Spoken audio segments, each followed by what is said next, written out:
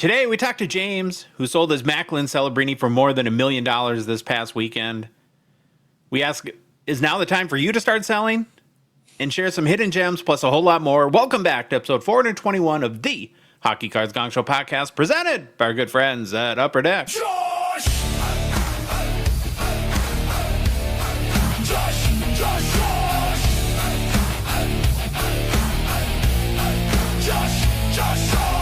Loud collector, feel. Loud collector, feel.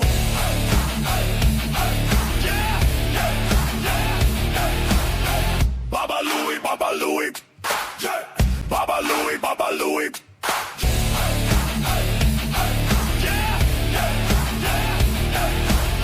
And California Dave. And California Dave. California Dave. Welcome to the Gong Show.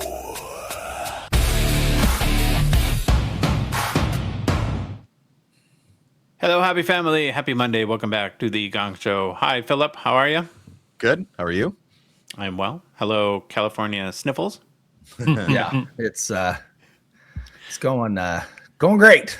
Question. Go So ahead. Do you get summer colds? Because we get winter colds. Josh and I were talking about that earlier today. Apparently, I do. Like, I feel like every time I get sick, it's in the summer, not in the winter. I never get sick in the winter. But how do you winter. get sick in the summer? I don't know. I think me and Josh were talking about it. I think it's just stress induced. Yeah, your immune system. Everything with my house and God's punishing pets you. dying and all that stuff. I think it's I think there's just a lot Damn, going turtle. on. You want to leave? There, you're getting sick every second year in the summer. Like, damn it.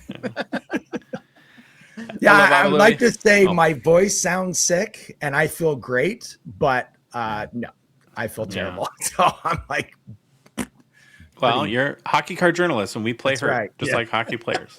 that's right. Just bandage me up and send me back in. Hi, Bob Put me Louie. in, coach. Hi. Yeah. Anything want to report? Anything? Buddy, do anything fun this weekend? Do we do fun things? I don't know. I went to the beach. No, Oh, good. I drove to Montreal, did house chores for an old Greek man, and ripped home and got sunburnt a little bit, a little tender on my top of my head, but yeah, Sweet. here we are. Yeah, my wife had a project, and you know what that means. I have You had a project. Yeah, exactly. Nailed it, though. It's good. We're done. I tell Rebecca too every time. I say, when you come up with a project, think about how long it's going to take and then triple it, because that's how long it's actually going to take. Because you think a 30-minute project is 30 minutes. It's not. It's like 2 hours. So Sounds so exciting, this marriage thing. Yeah. You're a hero, Dave and Louie. You're heroes. Yeah, but I get to buy new toys, though, for this project. I got a new table saw. oh well, Work. that's exciting. Yeah, No, there you go. that makes it different. Then you get to play too. Right. We had a fun time Saturday night, Gongshow Breaks, on our YouTube channel. Thanks to all that joined in after a couple weeks without any new big product releases coming out. So we made it through it, and now we have 25, 26 Clear Cut dropping on Wednesday. We will be posting those spots for next Saturday night's breaks on release day on Wednesday on the Gongshow Breaks website, which is gongshowbreaks.com. Grab your spots early. Should be a lot of fun. It's the Gambler's product. It's clear cut. We love it. And I can't wait to see what this year's edition looks like. And we'll preview it later on the show, too. Clear cut. I'm not familiar with that set. What is this clear cut you What speak is of? this? I'm not familiar. You guys had a really entertaining show on Friday night. Friday Nights with Phil. You want to recap it quickly Yeah, for it the was audience? Awesome. Dave, why don't you lead us off and I'll follow suit, because Okay. you're the one who got the young man. So So I actually met Nags. He goes by Nags Rips on Instagram. Great Nags. young kid. He's like 22, full of energy. I actually met him in Toronto at the Expo. But then at the National in Chicago, I ran into him again. We got talking. We ripped some cards with Ty the Card Guy, and invited to come on, and he was more than happy to do it. And he was a great guest. It was a lot of fun. It was a lot of energy and a lot of good stories, and how he has met some NHL players and how he has them in his phone now. Like, that's pretty cool. And and went through a couple of his videos of him pulling a big card, pulling a big Beckett Seneca card, and then he FaceTimed him right after he pulled the card. So that was pretty cool. Very cool. Yeah, He, great. he spoke a language that none of us were familiar with. Young That is man's true. Language. There was a lot of words that didn't finish the whole word, a lot of abbreviated words. And I'm like, oh yes, I'm familiar with this when I talk to my children. So, He's even younger than my staff, so it was very different for me, right? Like, Yeah, it was, yeah. I know I have a teenager, but it's a lot different than Negs. Yeah. You guys made this one sound good. I'm gonna have to watch it. Well, was good. there a little bit of earmuffs. There was more swearing on one episode of Friday Nights with Phil than the entirety of Friday Nights with Shocking. Phil. yeah, it was a little bit more in the R-rated mature level No, it's not category. R-rated. We've never done R-rated. PG. No, but I'm- 17 maybe. PG-13 for sure. I'm just saying it was a little bit more Your adult. discretion. Parental Yeah, viewer advisory. discretion is advised. Dave, we put a former Mormon on that show for a reason, to keep it clean. What are you doing? I know. Well, the Mormon's coming out. That's what's happening. Smoke weed. What's your vice? I'm like, hockey cards. Hola, I'm sorry. I saved you. I explained it. He's like, oh, okay. Yeah, there you go. It's okay. Normally, I have 3 Reese's or Hershey's Kisses, but sometimes I have 4. Yes, exactly. Okay, lastly, before we get started, a reminder that our show, the Hockey Cards Gongshow podcast, we are a Patreon podcast. We rely on the support of the good listener and the good watcher to help us cover show expenses, produce more, and what we hope to be better hockey card content, and then fund initiatives in a small way to grow the hobby. You can support us for as little as $5. Be one of the first 999 supporters of our show. You get the Future Watch Gonger title. You get access to our Discord and all the fun stuff going on there. You got Behind the Bench with our guy Neil. Evan, our Discord manager, is about to launch our next event or contest. We're doing our second annual Hockey Card Hall of Fame, where people are going to vote, and then we'll share the winners of the cards nominated on our show here. We have fantasy hockey probably starting to gear up pretty soon. 5K challenge we're going to do again, and you get to meet a whole bunch of great people. If you want to join the crew, all you got to do is go to our website, hockeycardsgongshow.com, click on the Become a Patron link at the top of the page, or go to Patreon directly, patreon.com, and search for us. We are The Gong Show. Link in the show description, both YouTube, podcast apps, Instagram, TikTok profiles, too. Bob Louie. Yep. We have 3 new members of our crew. That's Awesome. good. Is that what do the kids call it? What do Nags call it? I don't know. I would get it Thanks. wrong for sure. I don't know. I think Of our hang. We got 3 new Yes. members of our hang, Louie. I don't know. There we go. Crew Sound is right? Fire hang. Crew is very has longevity. Like Posse. Posse's been around for Yeah, like yeah, 200 yeah. years. Yeah, it's Of our Posse. clan. But he wouldn't say posse. He would be What? like of our posse. You'd shorten it. Oh. Yeah, that's how And then if you're really cool, of our... yeah. All right, Louis. Is it lit? I think that's over. Oh, okay. Yeah. All right. Well, let's get into this. So, first one up, we got, oh boy, let's see, Ulrich Horn Cello Hockey Cards. I Okay. think so. Did I do okay? I Yeah. think that's pronounced cello, but Oh, yeah. What did I say? Cello? it's okay. I was thinking of like Wouldn't a cello bags. have an H? Oh Yeah, it boy. doesn't. And you guys, oh boy. Cello? Oh boy. Like celebrating? Like I a said goal? cello, right? Or did I think we say should go to the cello? next one. We'll rewind it. I love how everyone thinks I'm the slow one. Okay, let's go. Yeah, no. Oh, okay, I got it. Keep them guessing. Keep them guessing. All right. Oh, boy. Francois. I'm going to go with Fran- that because it sounds Francois. Francois? Oh, yeah. Let's see. I'm not French, so cool. And then I can do this one. We got Jersey Shorzy. There you go. There you go. There you Great go. name. That is so much more appropriate. Get your frosted tip hat. It'll go perfect with it. Oh, I should. What was the Okay. thing? Oh. Jim Tan Laundry? Wasn't that the Jersey Shore kind of thing? Okay. Cabs are Maybe. here. All right, Baba Louie, what's the I game don't plan? know. Game plan on this monster of an episode today. Starting with get to know your Hall of Famers. Then we got that guy, that Macklin Celebrini dude. James reacts to his $1.3 million sale. After that, it's some hobby news. Then Josh got into it again. He's going to make people spend more money, more hidden gems. Nice. Good. I can't wait for that. Then we will do the 25-26 clear cut preview, review kind of thing. Get into the Gong Show mailbag and finish up with some personal pickups. Thank you, Baba Louie. I love it when you use the most technical names. Our 2025 Clear Cut review preview type thing. That's Yeah. exactly it. Thank you. That's how I roll, bro. All righty. Right. Let's kick off today's show with a Get to Know Your Hall of Famer series. It's where we're profiling every single Hockey Hall of Fame player that's ever lived. We started with the first Hall of Fame class of 1945, have since been working our way to the present day. Today we're on the last player from the 1982 Hall of Fame class, Rod Gilbert. Oh, I know that name. I don't know much about him. I know It's a good Rod. name. I've heard of him, but I don't know nothing about him. Let's learn about him. Rangers. Rangers? That's what I think. That's what I know. The Rags. Rodrigue Gabriel Gilbert lived from 1941 until passing away at the age of 80 years old in 2021. He was born in Montreal, Quebec, passed away in New York City. Rod was a right shot, right wing, played hockey at 5'9", 175 pounds. In a professional career that lasted from 1960 to 1978, played for just one team, the Rangers of New York. In 1,065 career NHL games, Gilbert scored 406 goals, added 615 assists for 1,021 points with 510 penalty minutes. And in 79 playoff games, he produced 34 goals, totaled 67 points with 43 penalty minutes. Gilbert was a first All-Star team selection in 1972, a one-time NHL second All-Star team selection in 1968, played in 8 All-Star games, won the Bill Masterton Trophy in 1976, and the Lester Patrick Trophy in 1991. After his playing career ended, Rod coached the New Haven Nighthawks. Louis loves him, season ticket holder, in the AHL for one season. And he opened his own restaurant, Gilbert's, in New York City, right in Manhattan. And since 1989, held various positions with the Rangers in a special projects and ambassador role. He looks like Superman to me.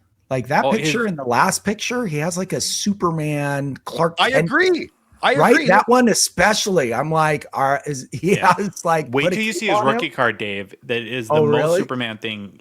Yeah, he's got the Bobby Hall Hollywood, Clark Gable thing going on. The chiseled jaw kind of thing, right? He's a Chad. Yeah. He's a Chad. Chad. Why you should care about Rod Gilbert. His NHL career almost ended before it began. While playing junior hockey for the Biltmores, he suffered a broken back and was, after crashing into the boards, ouch, eventually requiring a spinal fusion. That doesn't sound good. We're talking not in 2024 either. This is probably a very primitive surgery when it went down. Do you think we've never done this before, but let's see what happens. They did it Doc Brown styles, like the jumper cables. Yeah. All right, here we go. Exactly. Fused together. He later said doctors warned him the injury could end his career, yet he fought his way back and made his Rangers debut at age 19. The remarkable part is that he wasn't simply trying to become an NHL player after the surgery, he was trying to become an elite scorer. Gilbert's first real NHL breakthrough came in the 1962 Stanley Cup playoffs, not the regular season. The Rangers were down 2-0 in their semifinal against Toronto when he was recalled. In Game 3, he assisted on the winning goal, and in Game 4, he scored the first 2 goals of his NHL career and added another assist in a 4-2 Rangers victory. It was the beginning of the relationship between Gilbert and Madison Square Garden fans that would eventually earn him the name Mr. Ranger. Awesome. The back problems were still very real during Gilbert's early NHL seasons. After the original spinal fusion, he played while wearing a corset-like back brace underneath his uniform. Despite that, he scored 24 goals in 1963-64 and 25 the next year. It's easy to look at Gilbert's eventual totals and think of him as eventual. Damn it. I suck at this. You're doing great. You're doing great. Think of him as simply a gifted scorer, but a huge part of his career was perseverance through injury that could have easily ended it before the age of 21. His back failed him again in 1965. Gilbert re-injured it, missing much of the 65-66 season, and underwent another operation in February 1966. Amazingly, after the second surgery, the chronic back problem essentially stopped controlling his career. He returned in 1966-67, scored 28 goals, and played another decade at an elite level. Years later, the Rangers' own history of Gilbert highlighted those surgeries as one of the central reasons his career came to symbolize perseverance. One of the more important decisions Gilbert ever made had nothing to do with his own game. When the Rangers were building their junior system, he urged scout Yvon Prudhomme to sign his childhood friend Jean Rattel. Oh. Rattel eventually became Gilbert's longtime center and one of the greatest players in Rangers history. So the famous partnership that eventually powered the goal a game line partly existed because Gilbert essentially told the Rangers, you need to get this guy. Gilbert and Rattel fit together almost perfectly because their styles were so different. Rattel was smooth, cerebral, and unusually unselfish. Gilbert was a pure attacking right wing who could finish chances in tight or beat goaltenders with his shot. Rattel even resisted the curved banana blade craze because he wanted his passes to stay accurate, while Gilbert embraced the curved stick as scoring exploded in the late 1960s. By those late 1960s, Gilbert had become one of the Rangers' true offensive stars. He produced 77 points in back-to-back seasons in 1967-68 and in 68-69, earning second-team NHL All-Star honors in 1968. His rise helped transform the Rangers from a club that had spent much of the post-war era struggling into a team that became a perennial playoff contender under coach and general manager Emile Francis. Gilbert produced one of the greatest single-game performances in Rangers history against Montreal, playing at the Forum against the Canadiens team that had won 12 straight home games and had gone 20 straight at home without a regulation loss. Gilbert was sick before the game, then scored 4 goals and added an assist in a 6-1 Rangers win. What? Why? How was he? Wasn't that sick? Yeah, okay. He had the Michael Jordan game, you know. Do you play tonight, Dave? Tonight? No, I play Wednesday and Thursday nights. Well, I hope you're sick Wednesday. You'll probably score 4 goals. Yeah, maybe. Yeah. Emile Francis later called it the greatest game of any hockey player he'd ever seen. Gilbert also fired an NHL record 16 shots on goal that night. Wow. He was dangerous in the playoffs as well. In 1968 postseason against Chicago, he led the Rangers with 5 goals in 6 games. In Game 3, he scored 2 goals only 6 seconds apart, an explosive burst that perfectly illustrated how quickly he could change a game once he found space. The line that ultimately defined Gilbert's career came together when Vic Hadfield joined Gilbert and Rattel. They became known as the gag line. Phil. A goal a game is what it meant, because producing a goal per game as a unit became almost routine. The name stuck so strongly that even decades later, it remains one of the most recognizable line nicknames in NHL history. You'll get canceled for saying it, but sure, go ahead. I won't. One underrated reason the gag line worked was Rangers defenseman Brad Park. Gilbert later said the gag line would have never had been as successful as it was without Brad feeding us the puck to start the attack. He was our general back there on the blue line. Rattel agreed, saying players are sometimes only as good as the teammates around them, and Park complimented on the line in every situation. The gag line reached another level in 1972. Gilbert scored 43 goals and had 97 points. Rattel had 109 points, Wow. despite missing the final month with a broken ankle. And Hadfield scored 50 goals. Holy moly. Wow. Yeah. They became the first line in NHL history to have all 3 members score at least 40 goals in the same season. Wow. You think that ever happens again? No. I I say think never, man. Never say never. if they have something like that, I don't think they're keeping them all on the same line. They're spreading the wealth. Mm-hmm. The league scoring race that year showed just how dominant they were. The 3 Rangers finished 3rd, 4th, and 5th in NHL scoring. Gilbert's 97 points were his career high, and he was selected to the first NHL All-Star team at right wing. For a player who nearly lost his career to spinal surgery a decade earlier, he had now become the league's top right winger. One of the best stories from that season came in the final game. Hatfield was sitting at 48 goals and chasing 50. Gilbert said everyone knew exactly what they were trying to do, get Vic the puck. I tried. I really, really tried, Gilbert remembered. I tried to get it to him like I always tried to get it to him, but maybe even a little bit more. Hadfield scored twice and became the first Ranger ever to reach 50 goals, with Gilbert assisting on one of them. The 1971-72 Rangers team finally reached the Stanley Cup final, but the timing was cruel. Rattel broke his ankle late in the regular season and returned for the final against Boston, nowhere near full strength.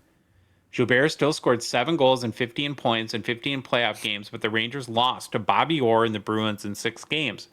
It was the closest Gilbert ever came to winning a Stanley Cup. And he was candid about how difficult those Boston teams were to play. Looking back at the Bruins' physical style, he admitted they used to push us around a lot. He said he kept hoping Emile Francis would acquire tough players like Boston had, but Francis generally preferred speed and skill.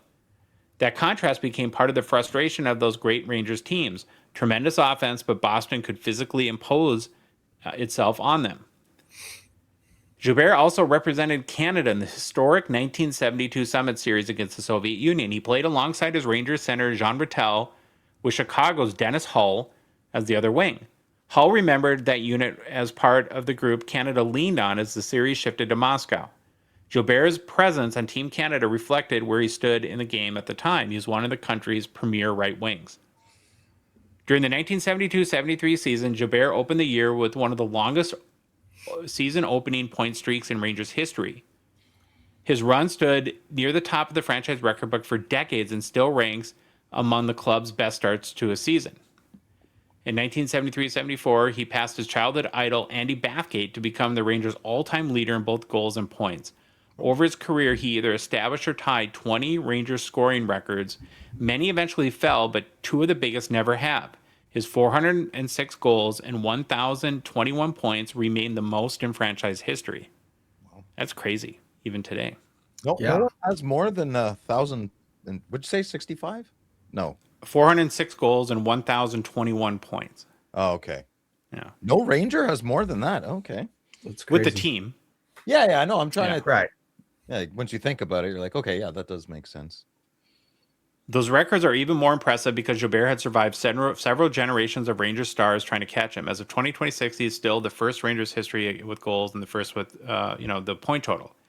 His 615 assists ranks second behind Brian Leetch, and his 1,065 games ranked third behind Harry Howell and Leetch. He remains the only Ranger to ever score 400 goals and the only one to record 1,000 points for the franchise. Gilbert also still appears throughout the Rangers' lesser-known record book. He shares the club record for goals in a game, owns one of the franchise marks for 4-point games in a season, and recorded a 5-assist game during the 1974-75 season, something only a handful of Rangers have ever accomplished. By the mid-1970s, Gilbert was aging but still producing. In 1976-77, at age 35, he scored 27 goals and had 75 points in 77 games. At that point, the great Rangers teams of the early 70s had broken apart, but Gilbert remained one of the club's most reliable offensive players. His durability after those early back surgeries became part of his legacy. In 1975-76, he was awarded the Bill Masterton Trophy, given for perseverance, sportsmanship, and dedication to hockey.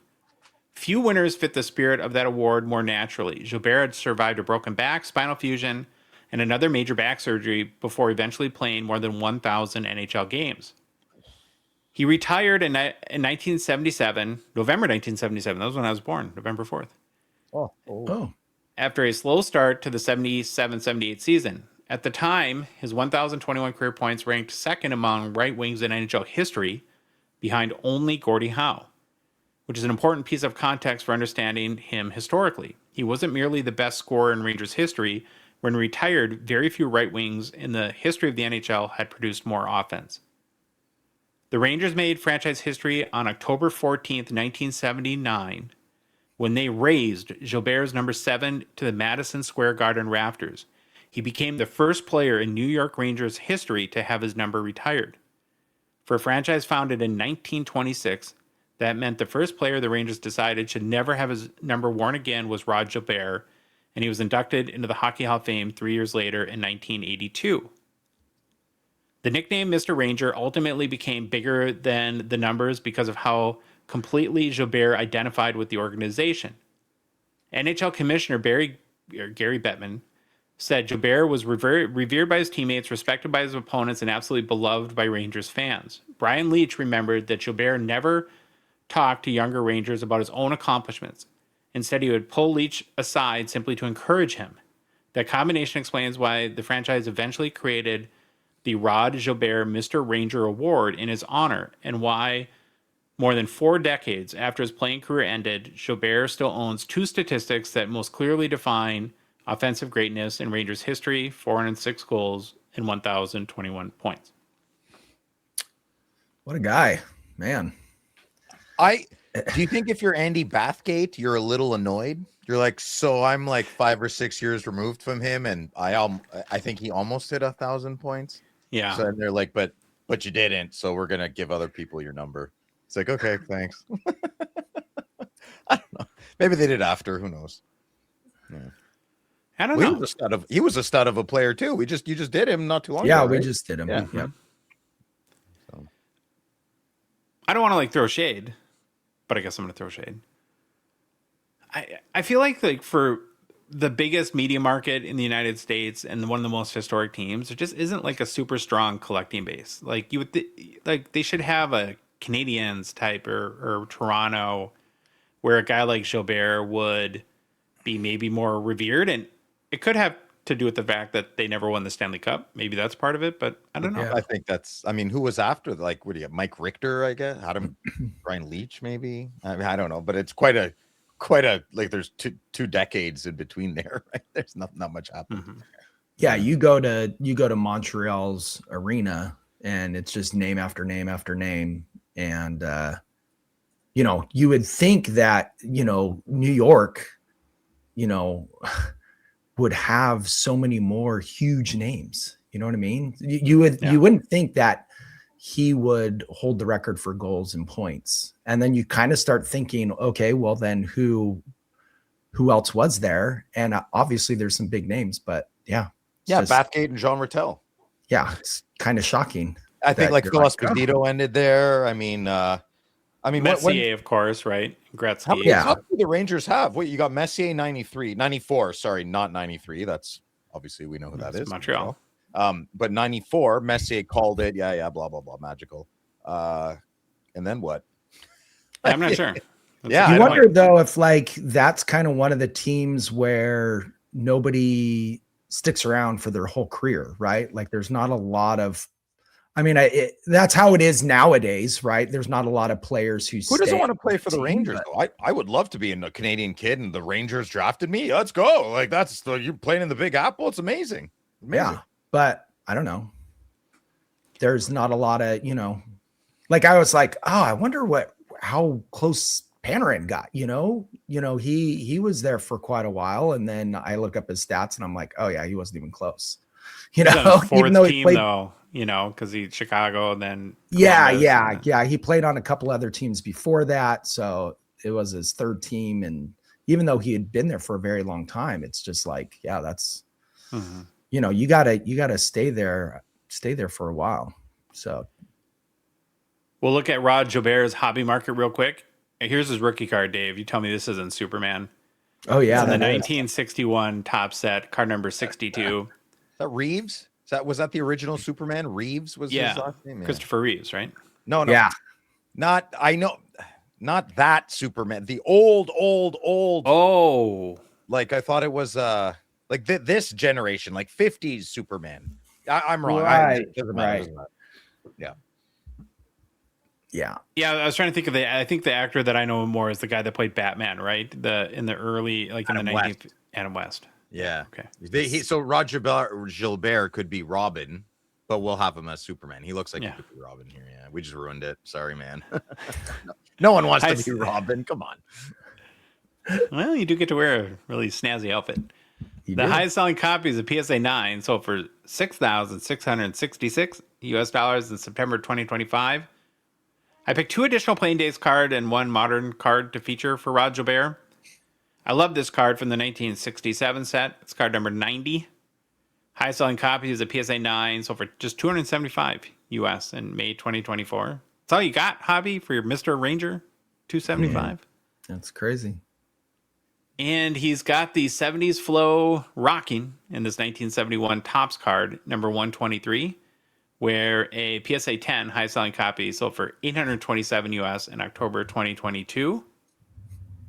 And then a card that I That was cool. And the more modern card I found is from the 2012 Panini Classics Signature Set, card number 78. PSA 10, highest on copy, sold for $250 US this past June. And If you put all 4 of those cards together side by side and you said, is this the same player? I would have said no. He looked completely different on all 4 of those cards, like not even close. Yeah, good That point. was great. Yeah, that was wild. That, kids, is your Hockey Hall of Famer, Rod Gilbert. Nice. Well, I think each of us had a pretty good weekend. I had pretty fun Saturday night, but none of us had as much fun as our guy James, who's sold a pretty big card. His 24-25 Upper Deck Macklin Celebrini Young Guns Outburst Gold 101 sold for, unfortunately, only $1.281 million US via the Goldin auction. Does he keep it all? Like it all goes in his bank account, or like after fees and Ken takes the skim off the top? Is he getting what, like 780?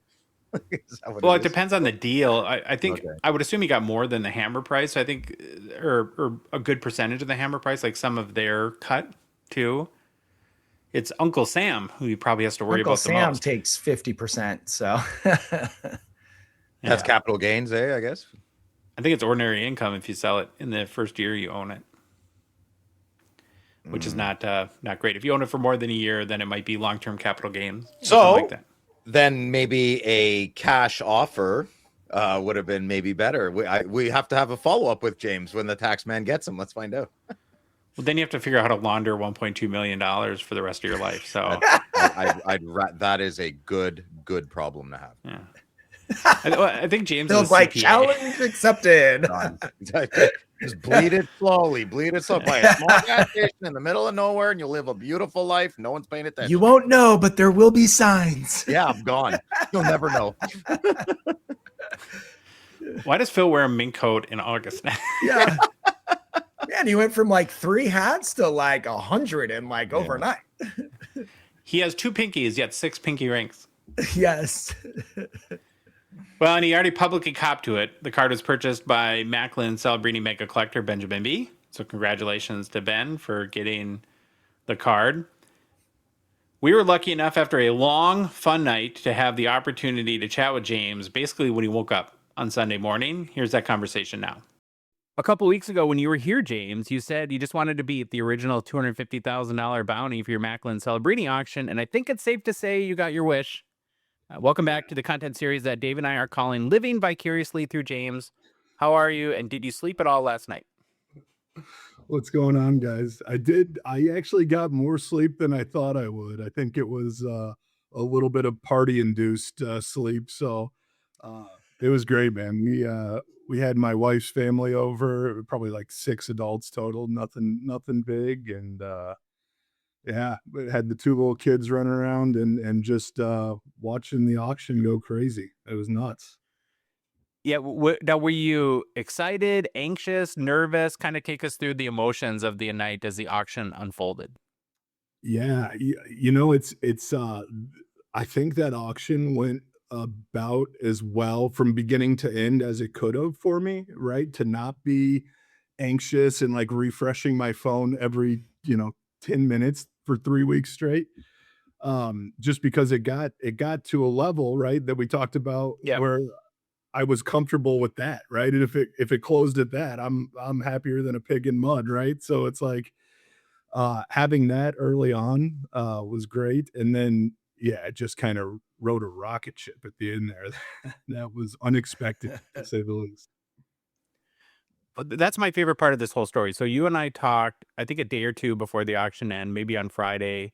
And you, at the time, I think the bid was at 400,000 something, maybe close to 500,000 with buyer's premium. And you told me at the time you were happy. Like if you didn't get another bid, you were happy with where it ended. Could you have in a million years imagined that almost $1.3 million would have been the final number? Oh, no, I can't say no, because right there's always that in the back of your head. I tried to mentally like make myself be happy with whatever I was gonna, 400 where we were at, right? Yeah. But like, I think there's that always little voice in the back of your head saying like, this could go way higher, if you get two people that really want it. And that's exactly what happened. So yeah, just an insane outcome that I truly did not expect it to go bad. Yeah, I was kind of contemplating like, okay, if I was in James's shoes, what were the steps that I would have taken personally? And I was like kind of rehearsing that. And I'm like, okay, I probably would have, gone to the auction houses. I would have put it out there, find out what, throw it out there for $1 million and see what I catch. And Yeah. I was like, oh, I would have definitely settled. If someone gave me an offer at like 600, 750, I would have taken that in a second. And so, I personally, if it was the card that I pulled, I would have left so much money on the table. So it was really cool. And I think I don't know, everyone I talked to about the card, I think the whole hobby was excited to watch this auction, to see a card hit $1 million. I think everybody was rooting for that, to see something that hasn't happened with a modern hockey card ever. And so it was just, from my point of view, it was so exciting I was refreshing my phone, especially when it got into the extended bidding and just watching how it kept growing and how it kept more bids. And it was just so fun to watch. Yeah, I actually got it. You guys won't believe this, but I actually wasn't even watching the auction. Like when it was going crazy, I was on the ground playing Magnetiles with my daughter. She was up way too late, and I didn't have to because I had my phone with me, and everybody, all friends, family, everybody's Right. watching it. Like, we got another one, or like my father-in-law and mother-in-law are on the couch next to us, and I didn't have to watch the auction because I found out very quickly every time there was another bid through others. So. I was breaking, so I couldn't follow the live, how it went down live super closely. But from what I understand, it almost doubled in extended bidding, right? Yeah, Yeah, I gotta tell you guys are gonna tell I have not been able to look at a lot of stuff or like surf the internet at all. Where's my phone? It did go nuts though. I that's probably what I'm doing the rest of the day today is just analyzing it and yeah, but it for sure did because I think I'm gonna mess this up. It was like 600s for a Yeah. while there, right? And then Yeah. it seemed like extended bidding. I was getting a lot more text and excitement. So Maybe it was around like 750 with buyer's premium or something like that, but it did yeah. make a big jump. So you had friends, a few family members there, which is awesome to share that experience with. How were they wrapping their heads around this? Because it's one thing for us, like hobby people, to comprehend what's going on, but they must have been mind blown a little bit. I mean, yeah, I got a call from my aunt like 5 minutes before this. Like, what happened? What the? How did that happen? So, no, I think even everybody knew it was important to me because I talked about it to them all the time, but I don't think they realized exactly how important. And I got to hand up. I mean, you guys know, I don't think I understood. I don't think any of us understood it would go for this amount, right? So it is kind of like a shock to everybody, including myself. Well, it's interesting you say that because I remember at the beginning of the year, Josh, we had a podcast and we talked about whether we thought there was a card that could hit $1 million this year. And I think the consensus was no, there's not. Maybe $500,000, maybe something like that. But we talked about it and none of us thought there was a possibility of a card hitting $1 million, not yet. And so here we are, 7 months later and boom, we did it. You hit $1 million. So, Well, It's if pretty I can exciting. piggyback on that really quick, Dave, and James, we'll get you to comment, this is my opinion, but not only did you hit the perfect card, you hit it at the perfect time. I mean, that's like the crate of how every star aligned perfectly for you. That's where it's right. We talked about it. I think the biggest fear of throughout any of this process is like you just don't want to make the wrong decision, right? Like where you're leaving money on the table or just selling it when I wanted to hold it, yada yada yada.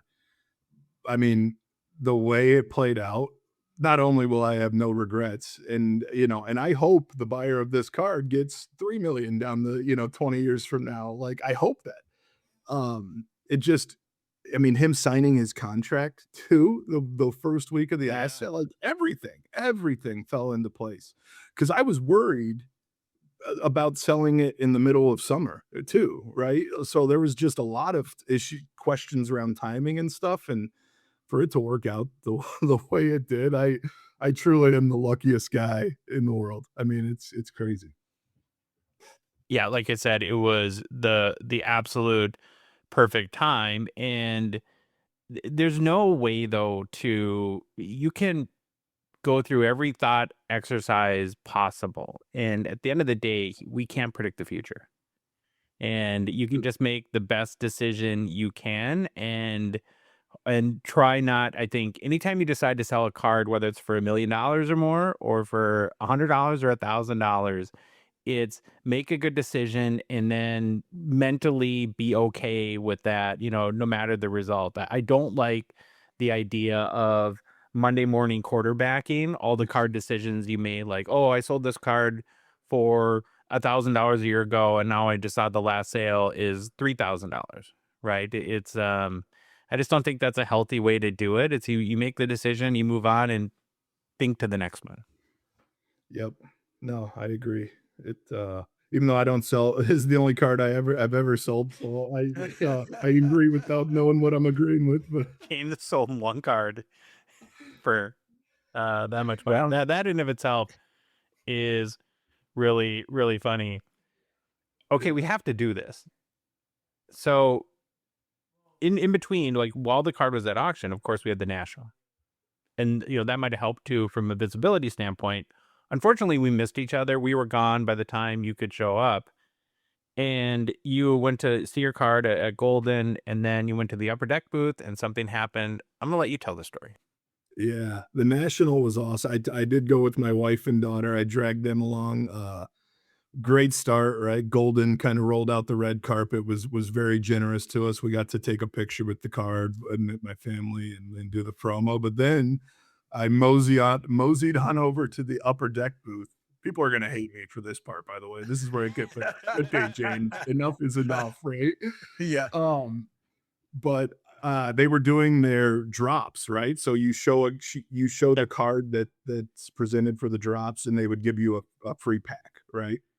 And there were 6 Grail chases right throughout the weekend is what We're familiar. Yeah, you guys know. Yep, we advertised them. Yeah.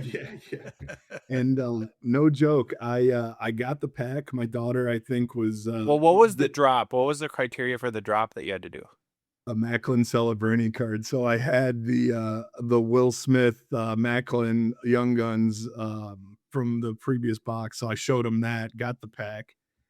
I didn't open it there. I took it home. I stuffed it in my hockey tin and took it home. Forgot about it till Monday night. So 2 days later, and yeah, you guys are gonna hate me, but I ended up pulling the Matthew Schaefer Grail Chase to the UD exclusives of 100.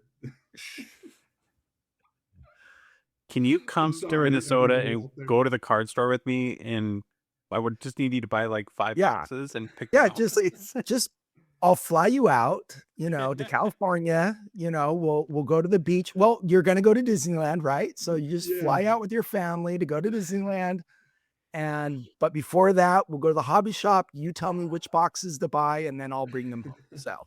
You need my daughter there because she's the one who picked out the original Celebrini box too. So Okay, there you go. yeah, she's 3, so we did the 3rd box down. So I will say, to make your viewers a little more at ease with me being the luckiest guy in the world, I did buy part of last night. I went to Chicagoland Sports Cards and bought I bought 2 boxes of Series 2, and then a credit Ultimate, I think, and skunked very badly on all those. So water found its level, guys. Don't worry. I promise the hot streak's over. We're all heartbroken for you, James. Yes. Yeah. Has it sunk in yet? Honestly, I just woke up, man. No. The short answer is no. My you can kind of see the balloons. My wife was making Yes. she called them celebratinis. It was like There we Rio go. pineapple juice and blue curacao. So had some champagne. So I'm a little moving slower than I normally do on a Sunday morning. Let's go with that. Well, So I'm sure. no, I don't think it has sunk in yet, to be honest with you. I still gotta go. I'll be online all day, I'm sure. Yeah. Well, the one nice thing, you read comments, you see the posts and you read comments, and the overall feeling that I've read is people are so happy for you. You're a great guy. People can see it, the way that you come across, nice, humble guy, hit this massive card. Couldn't have happened to a better person. And so, as far as the general hobby population, it's just really awesome to see someone like you. Um, you know, just the hockey gods were upon you, and it's Yeah. just awesome to see it happen to someone like you. So, congrats. I appreciate that, and I think, obviously, I everybody says don't read the comments, right? I have been reading them because they have been just overwhelmingly nice, right? People Yeah. are. I don't want to say it's restored my faith in humanity through this, right? I mean, it's easy to say when you get $1 million handed to you or whatever it is, but it just has like talking to you guys, the gold, the card shop guys, the Goldin, everybody who's been a part of this ride with me, my friends, my family, my wife, most importantly, right, has just been so amazing. Like the whole experience has been awesome throughout. Everybody has been great. It's been good for the community, like Dave said. I think it's been a very positive. And if you ever need humbling, don't worry, we're there. You'll always be the guy that mailed the $1 million card.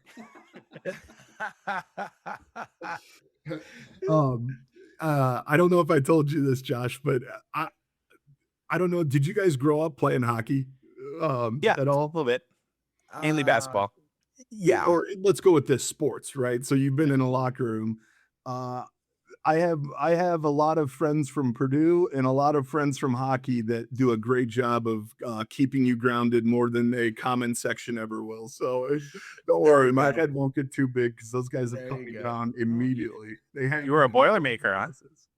yeah. I know it's a rough couple years for football, but we'll see. I'm optimistic. We're rivals. I went to the University of Minnesota. Oh, nice. Yeah. Yeah, we're in the same boat, it seems like, sports Pretty wise. much. Pretty much. Yeah. Yeah. We're not in the same boat. I'm in a way smaller boat. I'm in the dinghy. Let's be You're in the honest. dinghy. James has got the yacht. Where do you go from here now in the hobby? Like, have you put much thought to, like, what's next? Like, do you just like cash all your chips in and say, I'm out? I'll never beat this? Or do you still see yourself participating or maybe even getting more involved in the community now? Yeah, I mean, right, the love for it hasn't gone away, right? The origins of this whole story, right, of me just enjoying ripping packs, and win or lose, still enjoying the process, right? So I think I'm gonna keep doing what I've been doing, to be honest with you. Um, uh, maybe more hobby than retail, I guess, right? I can kind of justify it now. Um, but no, I think nothing really changes in my life in general. I know people want the fun stuff, right? What are you gonna do? But to be real, guys, it's gonna go. Majority of this we're gonna do some fun stuff, but a majority of it's gonna sit in an account and hopefully forget about it. That's my goal, right? And try and grow it and retire a couple years early, maybe. So Way to be an adult. That's always yeah. an But no, adult with it. I'm looking around, of course, to get ready for this interview. I'm like, okay, I'll make sure I get the Schaefer so I can show you. But I didn't. The only other thing I brought was the duck from the poll video. So The famous duck. what I was gonna bring is, so I did go to the shop yesterday, and full circle moment. I did buy the original Celebrini Young Guns that was in the case. That's from you guys. awesome. Yeah, and of course I didn't bring it, but Funny story. The guy's name's Matt at Chicagoland Sports Card. He's awesome. I went over and haggled with him a little bit, and he, like any good, honest hobby shop, card shop, was ready to negotiate. And I was like, "No, Matt, you were the one who convinced me to pick the box. I'm paying a sticker for this one, buddy." That's If you're gonna beat him up now, that is awesome though. So you got your card at the end of the day. You, I know it's very fresh, but as you sort of begin the process of looking back on this experience, what have been the best parts and what have been the worst parts? I don't know, worst may be too strong of a word, or the least fun parts, sort of the stuff. Yeah, I mean I'm trying to think. There aren't really too many worse parts, right? I mean, I think the unknown, right? There is the way the auction went for me personally. Like if the auction went differently, where it was sitting at like 50 grand till the last second, that would have been nerve wracking. So I didn't really have to experience that. It really, there hasn't been much other than, I think the hardest part was what to do when you pull it, right? Yeah. Like after the card got to Goldin and I was fine with, my deal and everything I got with them, you're kind of on easy street a little bit, right? Like you don't have to freak out about it too much.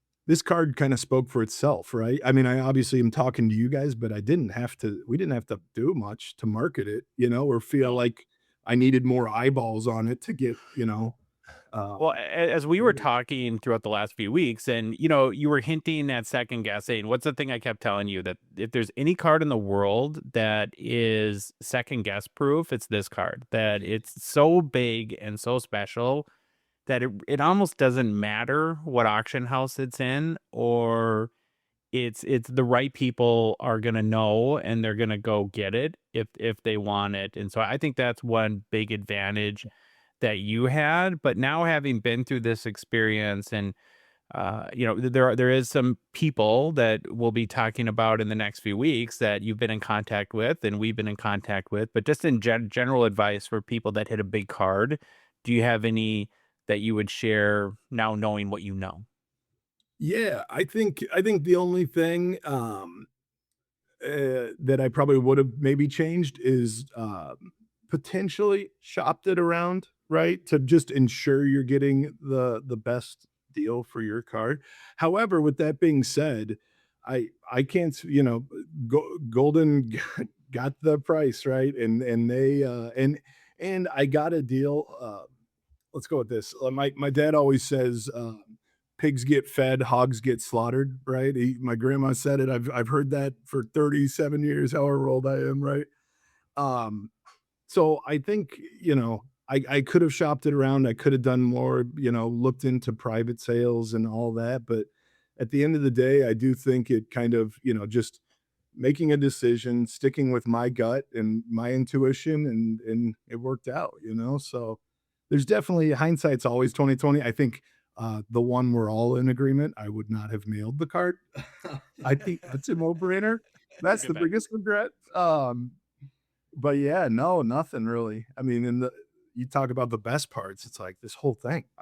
Talking to you guys, even, this is what I love, right? I love doing this, and it's just been an amazing experience. So Yeah, hopefully the buyer of the card flies out to pick it up. I already offered him that I would go get it for him this morning. Yeah. Just offered the Gongshow courier services. can I did Benjamin B, was he the ultimate winner of the card? I don't even know that I knew that. Yeah. Oh, that's even like actions speak louder than words, right? So I know I didn't approach him beforehand, or but I think it makes me and I sent it to auction, but it makes me so happy that it went to somebody like him. Like I look at his collection, it's amazing. So it just, there's a weird sense of warmth that like it went to him and not a true, and I don't know. I know he's probably an investor too. I don't know the guy, but like it just makes me happy that it went to what I feel as is a collector. Well, yeah, you talk about like, yeah, you'd be so happy if this thing 3x'd in 3 years and he sold it. I don't think this is getting sold. I think this is his collection to stay. He is a true Celebrini collector. And so, I think kind of all of us maybe in the back of our minds just pulling for him to lock it down. So That's amazing to hear. Just it doesn't change. Like I said, I sent it to auction. I did what I did, but like it's amazing that it ended up in what I feel is the right hands, I guess. I don't think you buy this card for that much money for a player who we all love. And, I put me at the front of the line of the Brini bandwagon, but he's played 2 years. And so I don't think 1.3 million is an investment. I mean, that would be kind of, I mean, is it too bold to say that's a terrible investment? right. It's very, I mean, it would be very risky if that was your point. incredibly Yeah. risky, right? We don't know we all hope, and it would be amazing for the game. And seems like just the right character and personality and all the stuff that you would want, but that's a lot of money. And to live up to that at this point, I mean, it's the third highest public selling hockey card ever. Right. And it's only rivals the PSA 10 Wayne Gretzky rookie cards. I mean, that's it. So Amazing. but my long-winded point there is I think half of that money has to be, you'd have to, like, if you were justifying paying 1.3 million, I'm going to say 600,000 to 800,000 of that is just my desire for collecting. I love it. I obviously I love it, but he clearly, to your point, wanted that card because he's a Sharks fan, right? And I assume, like, just from his Instagram, he likes hockey, he likes the Outburst, and that there's something just special about that to me. I don't know. Any more questions for James, Dave, or do we let him get some rest? When are you going to Disneyland with the fam? Yeah, we got to plan that out for sure. A lot going on. Just I think I'm traveling for work next week too, so I got to figure that out first if I need to book a flight somewhere. But no, we got to get that on the books. I don't know. Since the card sold where it did, I think there's more fun right at that level than it may be other levels when we last spoke. So Sure. my wife and I got married during COVID times, didn't get to take a honeymoon. So that might be in order too. I think definitely going to go catch some Sharks games this year. I'd love to try and get a picture with the man himself at some point. Wow, that'd be sick. With Celebrini. So that'd be fun. I wonder if I'm sure he'll get asked about the sale. So that's something that you're going to have to hunt down online if and when a reporter asks. If we were there, we're hockey card journalists, so we of course would ask the question. But I would love to. I'm sure you would love to see his reaction too. Yeah. No, him and I got paid at the same time, man. So yeah, we're very similar athletes, similar build, hockey skills. So yeah. Well, James, like I said, you can't predict the future, but I'm going to predict you never hit a bigger card in a box in your life. But that's okay. I'm sure that you can. I would be happy to resign myself to that today. Yeah, play the world's smallest violin for me, because I get it. No love lost from people, but I think this is the highlight of my hockey collecting career. All right, buddy. Congratulations again, and it's been great to get to know you. And it's always nice to make new friends. Yeah, love it. Thank you guys for everything throughout this. It's great meeting you, and hopefully see you more and more here. That would be awesome. What a story, huh, boys? Pretty incredible. I'm Yep. pretending I haven't watched it yet. I don't know. What do you say? You Phil, tell us your favorite part of the interview. I don't know. I wanted to be there. I'm sorry, James. I haven't talked to James. I missed both interviews, man. I'm sure I'll meet you one day, maybe. I hope. Well, I think, Dave, you might have brought this up in the interview, but what sits the most with me as of right now is that it's been kind of a giant net positive for the hobby. Like, people really identified with James, and, comes off as very much as the everyman's collector. And I think represents what all of us dream of, right? That we just decide to walk into our local hobby shop one day, slap a couple $100 down for a box, and have the opportunity to hit a huge card like this. it's romantic. You know, Phil talks about it all the time. Being Aw. romantic. It's romantic. The hobby, you know, like that whole story. You know, we know James just a little bit from interviewing him when he first, you know, right after he hit the card and then just today. But he's just one of these guys you can read people. He's just a good, honest, hardworking family guy, you know, who just hit a massive card and kind of won the lottery over it. And it couldn't have happened to a better, nicer guy. Very humble. You could tell from the interview, nothing's going to change in his life. Yeah, he'll go to Disneyland with his family and maybe buy a couple of big cards, but nothing really is going to change. He's just going to, you know, enjoy the moment.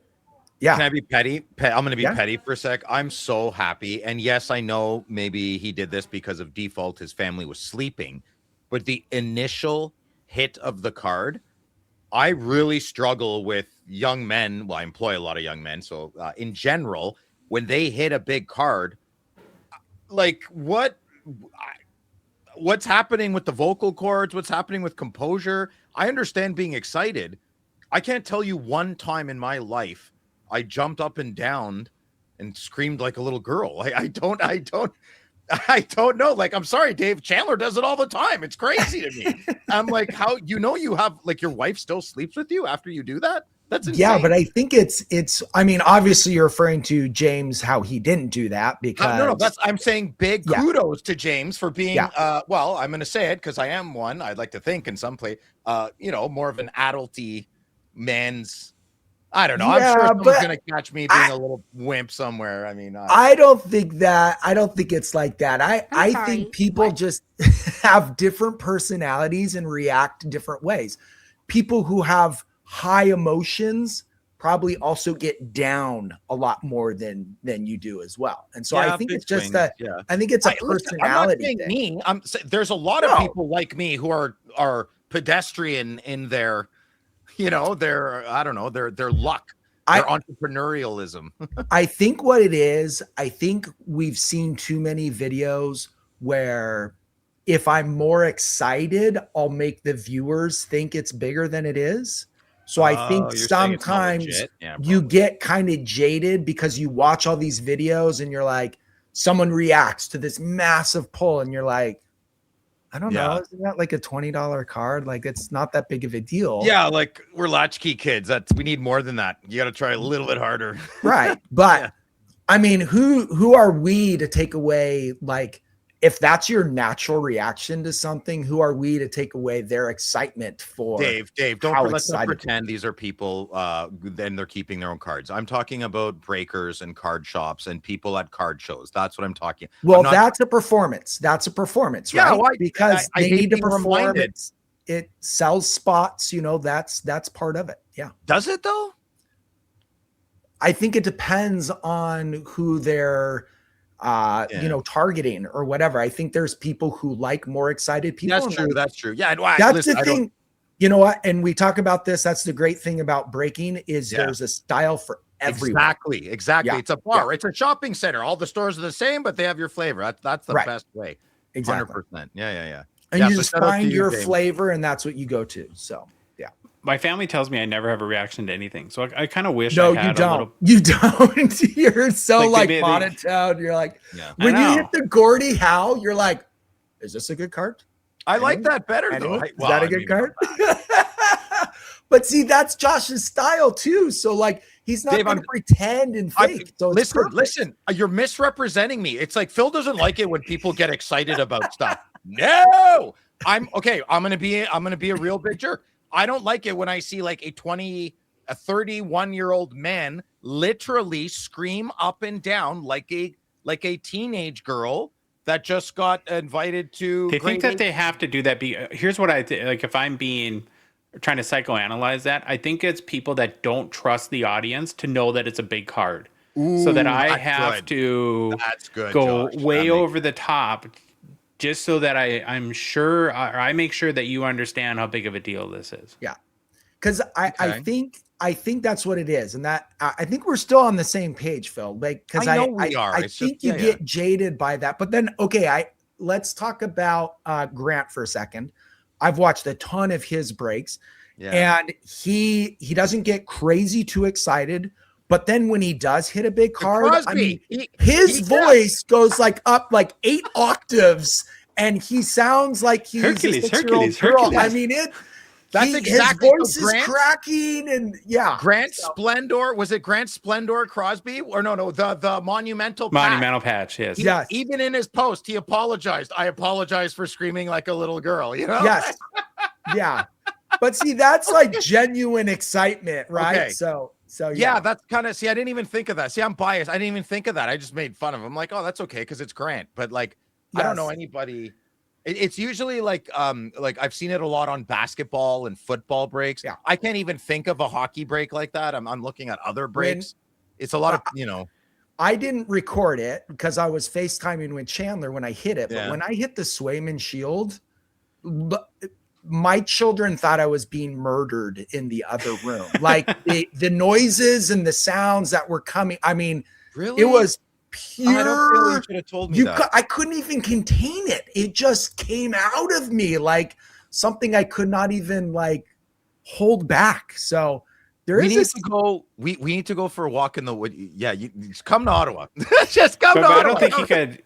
So it's funny, like you mentioned when I hit the Gordie Howe.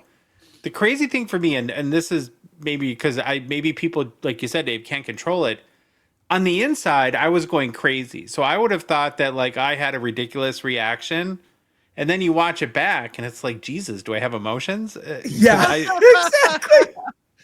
Yeah, no, I think Josh may be a serial killer. Yeah. Well, you might find out soon. Yeah, he likes Captain Crunch. He can kill the cereal. Oh. Anyone? Yeah. How do you recover from Captain Crunch eating a bowl? I just two-day minimum recovery time.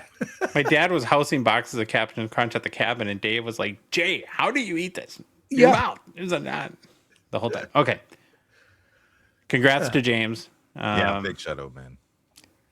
Slapshark is a Gongshow partner and sponsor. Thankful for their support of our show. The current weekly auction is live. Ends this upcoming Thursday night. Very big auction this week. 8,500 cards to bid on, all ending Thursday night. Head to slapsharks.com, mark your favorites, get your early bids in. Huge cards, too. A beautiful Matthew Schaefer Young Guns Outburst Red out of 25 PSA 10. One of the highlights for sure. Yeah, that's definitely in everybody's wheelhouse. Yeah. Go throw a bid in, good listener. That's definitely a big song. What's it called? The big card song. Phil's favorite. Big card song. I do it just for him. That's a Canadian fractal red outburst for at least like 300 of us. Yeah. Who wants to own that card with me? Let's go. Can you do the big card song for like a $50 card? I'll do it anytime you want. I got a surprise coming too for the big card song. Ooh. Just for Phil. I'm excited. Now might be you want me to do things you don't like? I think I handle things I don't like a lot better than you. You've never done anything I don't like. Well, I can try. Those are by accident. I can do things on purpose if you'd like. Yeah. Well, people, now might be the time to sell. We'll talk about that in a minute. Maybe you have some Celebrinis you'd like to move. I don't know. We'd recommend, if you do, giving Slapsharks a shot because they are the biggest weekly hockey auction. They make it simple to sell your cards. Perfect combo, if you ask me. Biggest auction, simple process. Plus, if you're an American collector, too, we are the official U.S. submission center for Slapsharks. You just ship the cards to us and we get them into the auction for you. No need to worry about the hassle of international shipping. And now, of course, Slapsharks has USD payouts, so there's really no downside. And if you have any questions about that, reach out to us. We'd be happy to answer them. For complete consignment information, including payout rates, and get the submission process started today, head to slapsharks.com. Hobby news! Hobby news. Hobby news. Hobby news. Well, I asked a second ago the question, is it time to sell? I want to have a little bit more of a free-flowing conversation with you guys, and Louis, you can chime in too if you have a perspective. The hobby is going bonkers, as we know. Tough sledding if you're on the buying side. I'd hate to be at a card show today trying to buy a Macklin Celebrini card. Well, the Gold 101 just sold for $1 million. So that makes this, Power Skates insert $20,000.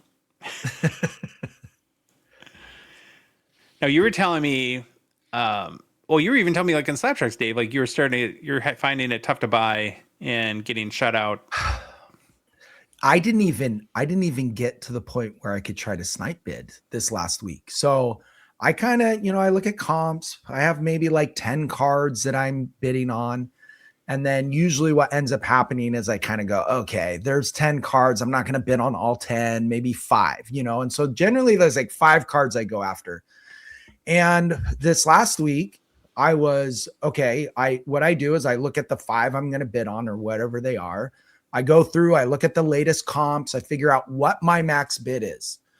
And then I throw it in there. 3 seconds to go, boom, I throw in my snipe bid. I didn't even bid on one card because it was already over my max bid with 10 minutes to go. I didn't even get to the point where I could try to snipe it. So I didn't bid. I think it's the first time since I've been following the auction that I did not bid on a card because I was already out of the game before it even got to the end of the auction. And then one of the cards I went for, I don't know, Phil, I didn't get a chance to watch the show because I was gone, but there was a really nice UD canvas auto of Guy Lafleur. I did not go for it. But you saw the card, right? Yeah, it was expensive, too expensive. Yeah. So the highest sale of that card was $171 American. It went for over 300. It ended over 3 bills? 3 bills American. Holy crap, man. Yes. So I think that's the answer. Yes. It's now time to sell. Yes. Yes. Yeah. Well, I mean, it's a seller's market. And see, that's the thing, right? Because who doesn't want to try to sell at the top of the market? The problem, though, with that philosophy is there's no way to identify. The only way you can tell the top of the market is 6 months after it happens. It's like, oh, that was the top of the market. And I think what happens to a lot of people is that they're so afraid to potentially leave money on the table that they end up holding the bag a little bit by waiting too long. And I'm not saying like it's time to sell, like you should sell everything and get out of the hobby. I mean, if you did want to do that, it might not be a bad time to do it, but maybe doing some strategic selling would be really smart right now. And so like, I'm talking like stuff you're no longer in love with, you've had for a few years and your tastes have changed a little bit. I don't know, maybe traitorous former captains of your team or something like that. Everything's high, right? Everything is high. So just, I don't know. I mean, so I'm cleaning house slowly, like dollar cost average the sales, I don't know. This is, no one ever went broke taking profit. Well, Dave and I were talking about selling the other day too in our collections. And one of the topics that came up was maybe move cards that are replaceable right now. Yeah. Like young guns. Yeah. Yeah. PSA 10 young guns of anybody under the age of 30. Sell them now. Financial advice. Yeah. I mean, you see, like I'm looking at what, my Matthew Schaefer, I had 20 cards that just sold on Slapsharks this last week and did very, very well. Got more than what I thought I was going to get.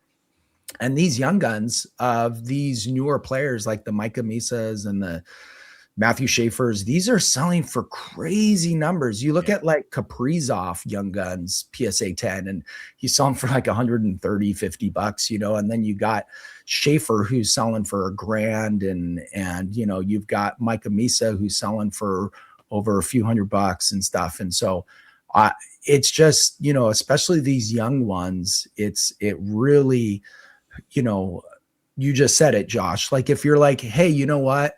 I pulled this Schaefer young gun. I have a PSA 10 or this Micah Misa or whoever it is.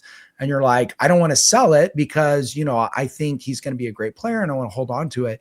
You could sell it and then buy it back, in a couple of years when the market drops, or just, they're not the new fresh thing, right?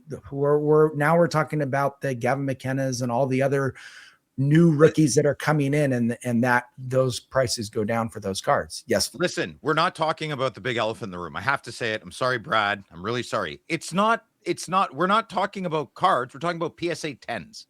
Sell your PSA 10s right now.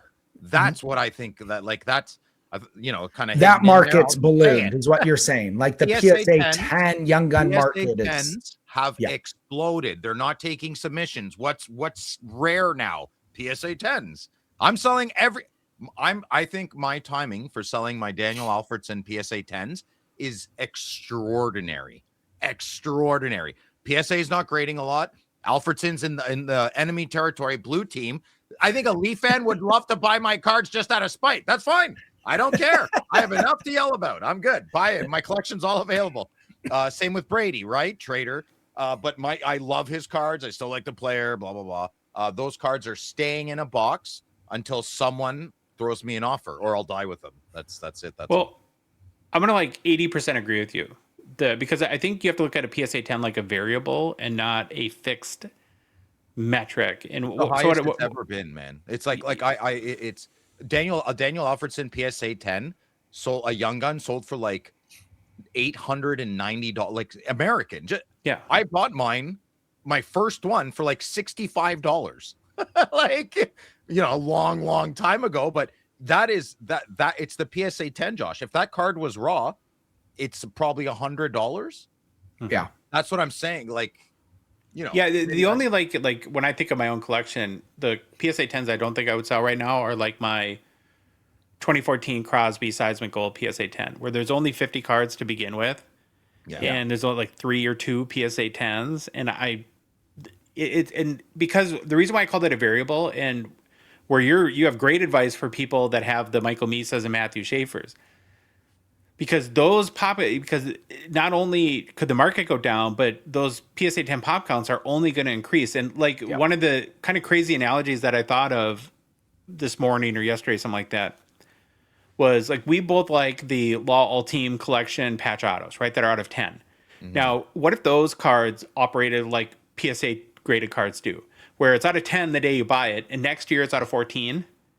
And then the year after it's out of 25, and then pretty soon it's out of 158, right? It's like, would it be as special to you when it's out of 158 as it was? Now, obviously it's a ridiculous example because it can't happen, but that's kind of what does happen with base young guns. Yeah. Modern is, we have Gongshow breaks. We're always looking to make, good business, good money in the hobby, the thing we love. The money's in modern, the money's in breaks, the money's in these base young guns. That's where the action is. That's where the fast action is. I don't think when we have questions like this is now the time to sell, even though I used the Alfredson example. I think it's like, do you have cards from the last like 5 to 10 years? Sell those. Like, I feel like it's such a different question with the modern. Yeah. Modern is insane right now. Look at the Celebrini. Yeah.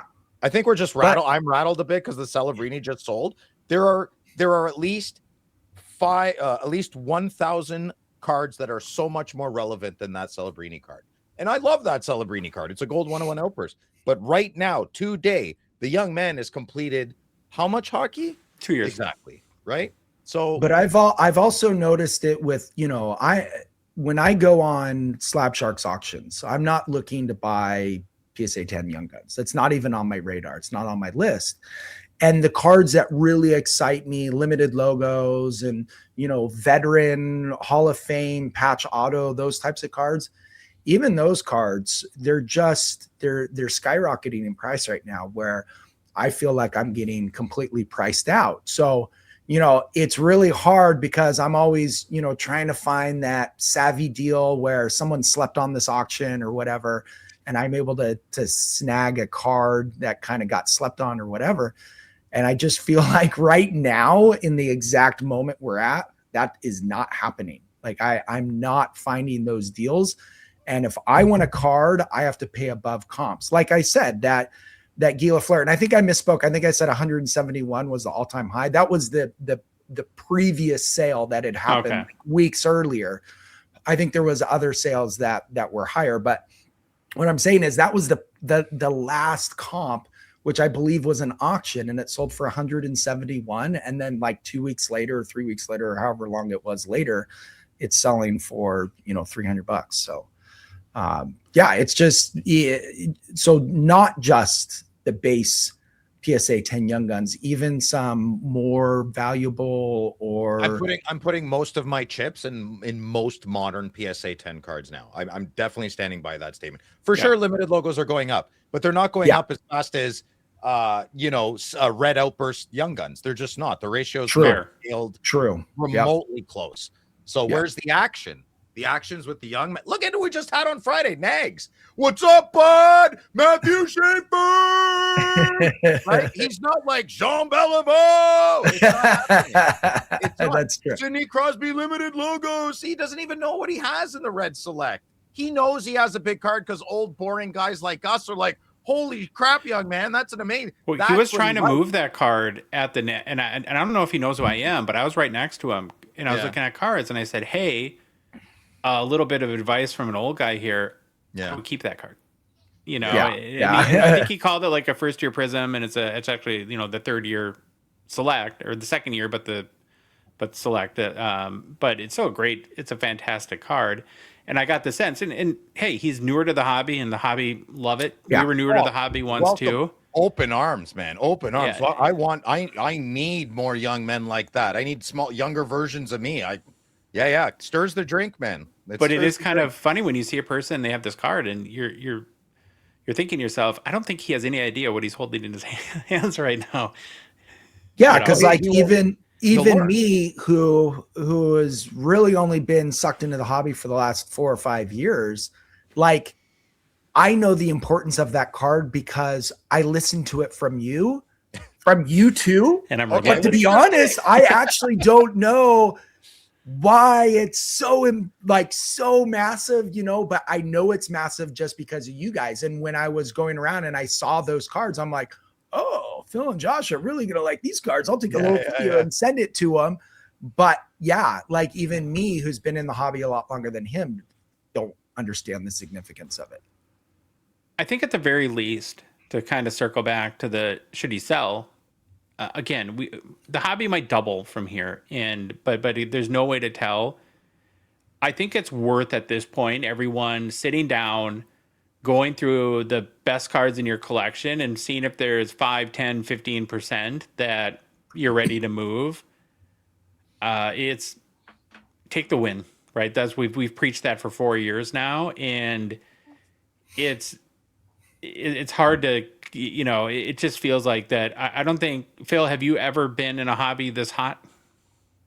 No, I'll tell you exactly how in the middle of stay-at-home time, I jumped in. I always went to my out of the box, massive shout out.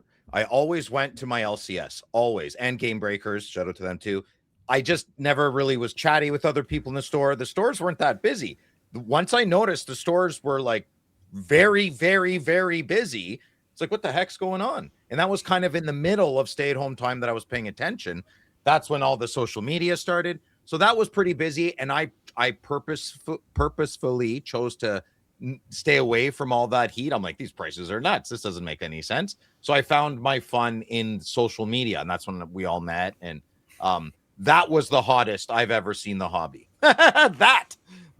This is, I've never in a million years. I mean, no one forecasts the economy not doing well at all. No one forecasts political strife not going like that's, no one, everyone has angst. Everyone's angry. No, we all hate each other.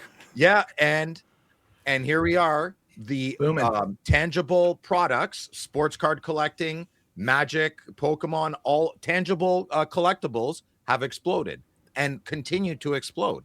It could half right now. It's still better than before stay-at-home time. I don't care. It doesn't. What, people are going to not buy the cup this year? We don't care about McKenna. Forget it. The hobby's just too much. Yeah, okay, bud. Hey, come on, man. People are going to go crazy. It's going during the stay-at-home time. I think we all had the logical assumption that part of why or the biggest reason why that happened was the fact that we couldn't go anywhere or do anything, and people were getting money from the government, all that sort of stuff.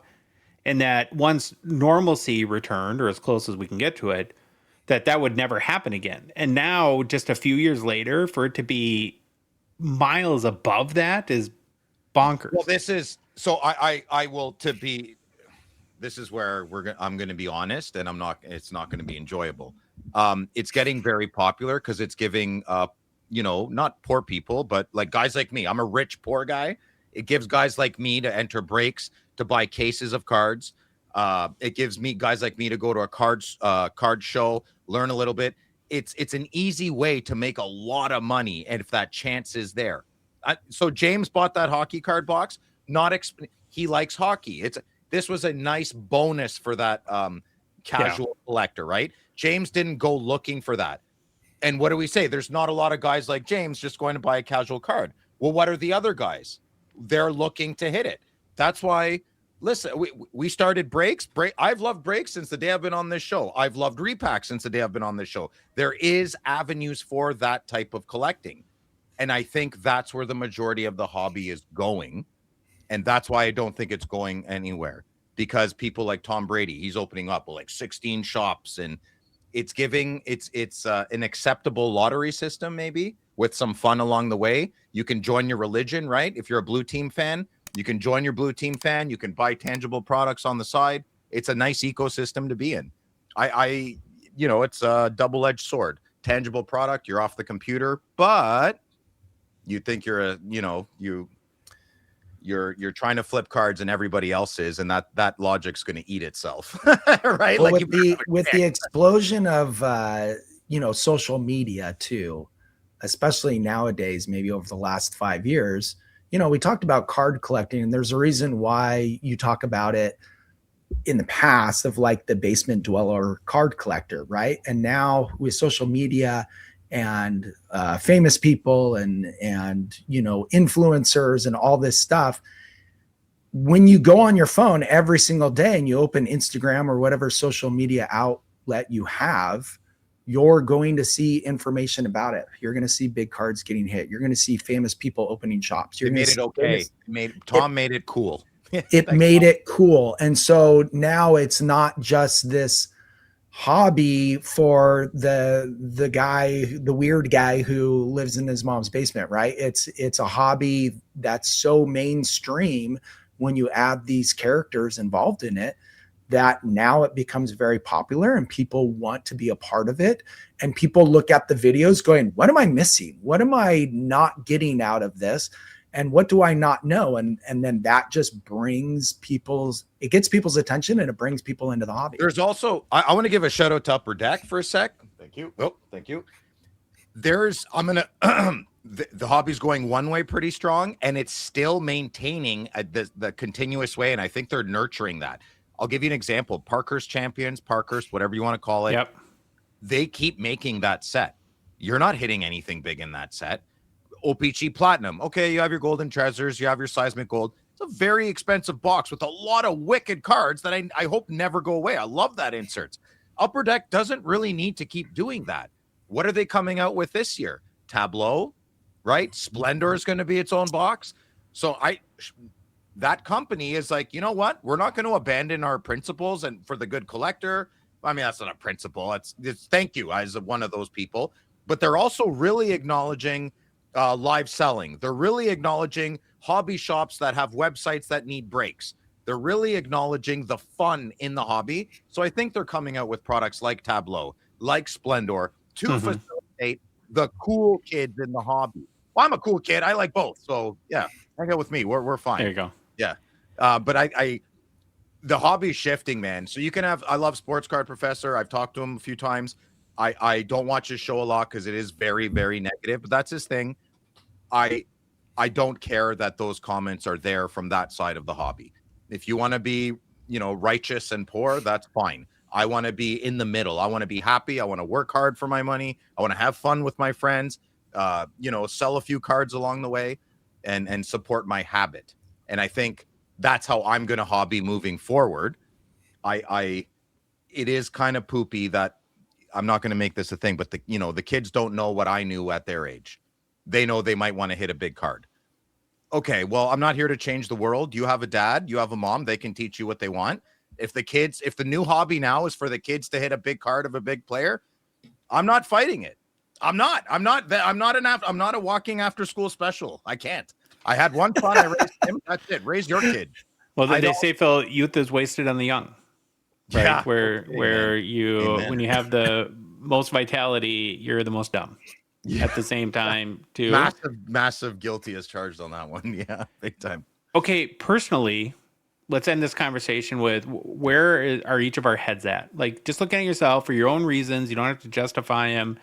Are you guys in a sell mode, or are you in a hold mode? Are you thinking I'm going to ride this out a little bit longer, or it's time not to sell everything, but to go through those cards and find stuff I'm no longer in love with or that I think are replaceable and start to move them? Dave. Me? Okay. So my personal thing, I have a safe that holds my cards, and I've always kind of said, when I can't fit them all in my safe, I got to move some cards. So I'm getting to the point where they're not all fitting in the safe and I need to make some decisions. Right now is a great time to sell. So I am going to go through my collection. That was kind of my goal this weekend, actually. And then I got freaking sick. And so it'll probably be next weekend, but I'm going to go through my collection. I'm going to dig out a bunch of cards that I want to move. There's some cards I want to move into. Thorson, I've made a deal with to acquire the Kirill Kaprizov Black Future Watch Auto. I'm so pumped to get that card, and so I wanted to move some cards to pay for that instead of just paying for it. And so I think right now is a great time as a seller to do that, and so that's my focus. But of course, I have plenty of cards that they're in my collection to stay. I don't want to move them, and they're not gonna move. So, Louis, where is your head at? You know, it's funny. This completely came up because I had a lot of cards yesterday out on the bar there, and those are ones that are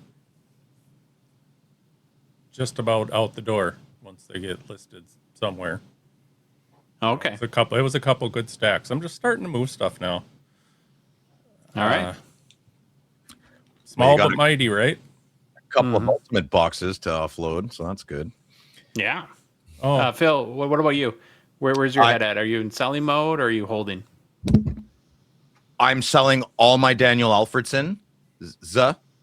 I've packaged up all my Brady Tkachuk cards. I still like his binder. I still love looking at his cards. So I still have my top loader binder with all my acetates and his Young Guns high gloss. And so I do love that binder. But anything, any patch auto, any of the big boy cards, they're all in my basement packed up. No, not true. In my room, because the basement's not good. It's moist. Yeah. So no go there. So in my room, in my walk-in closet, which I actually use quite often. And that's it. I'm not selling anything else. Oh, if I buy a box of cards, I hit the inserts, I send to Slab Sharks. Yeah. I have nothing. I can't sell cards in my collection to get another card. What am I? I have a Connor McDavid O-Pee-Chee. That's for sale. What are you throwing the card you hit on Friday night, the exclusive McDavid that you hit from the Canada box? I don't even know where you gonna send that to Slab Sharks? If I find it, yeah. I think I put it all in the monster box. I have no idea. I have Braden. Yeah, here I got Braden Shen auto.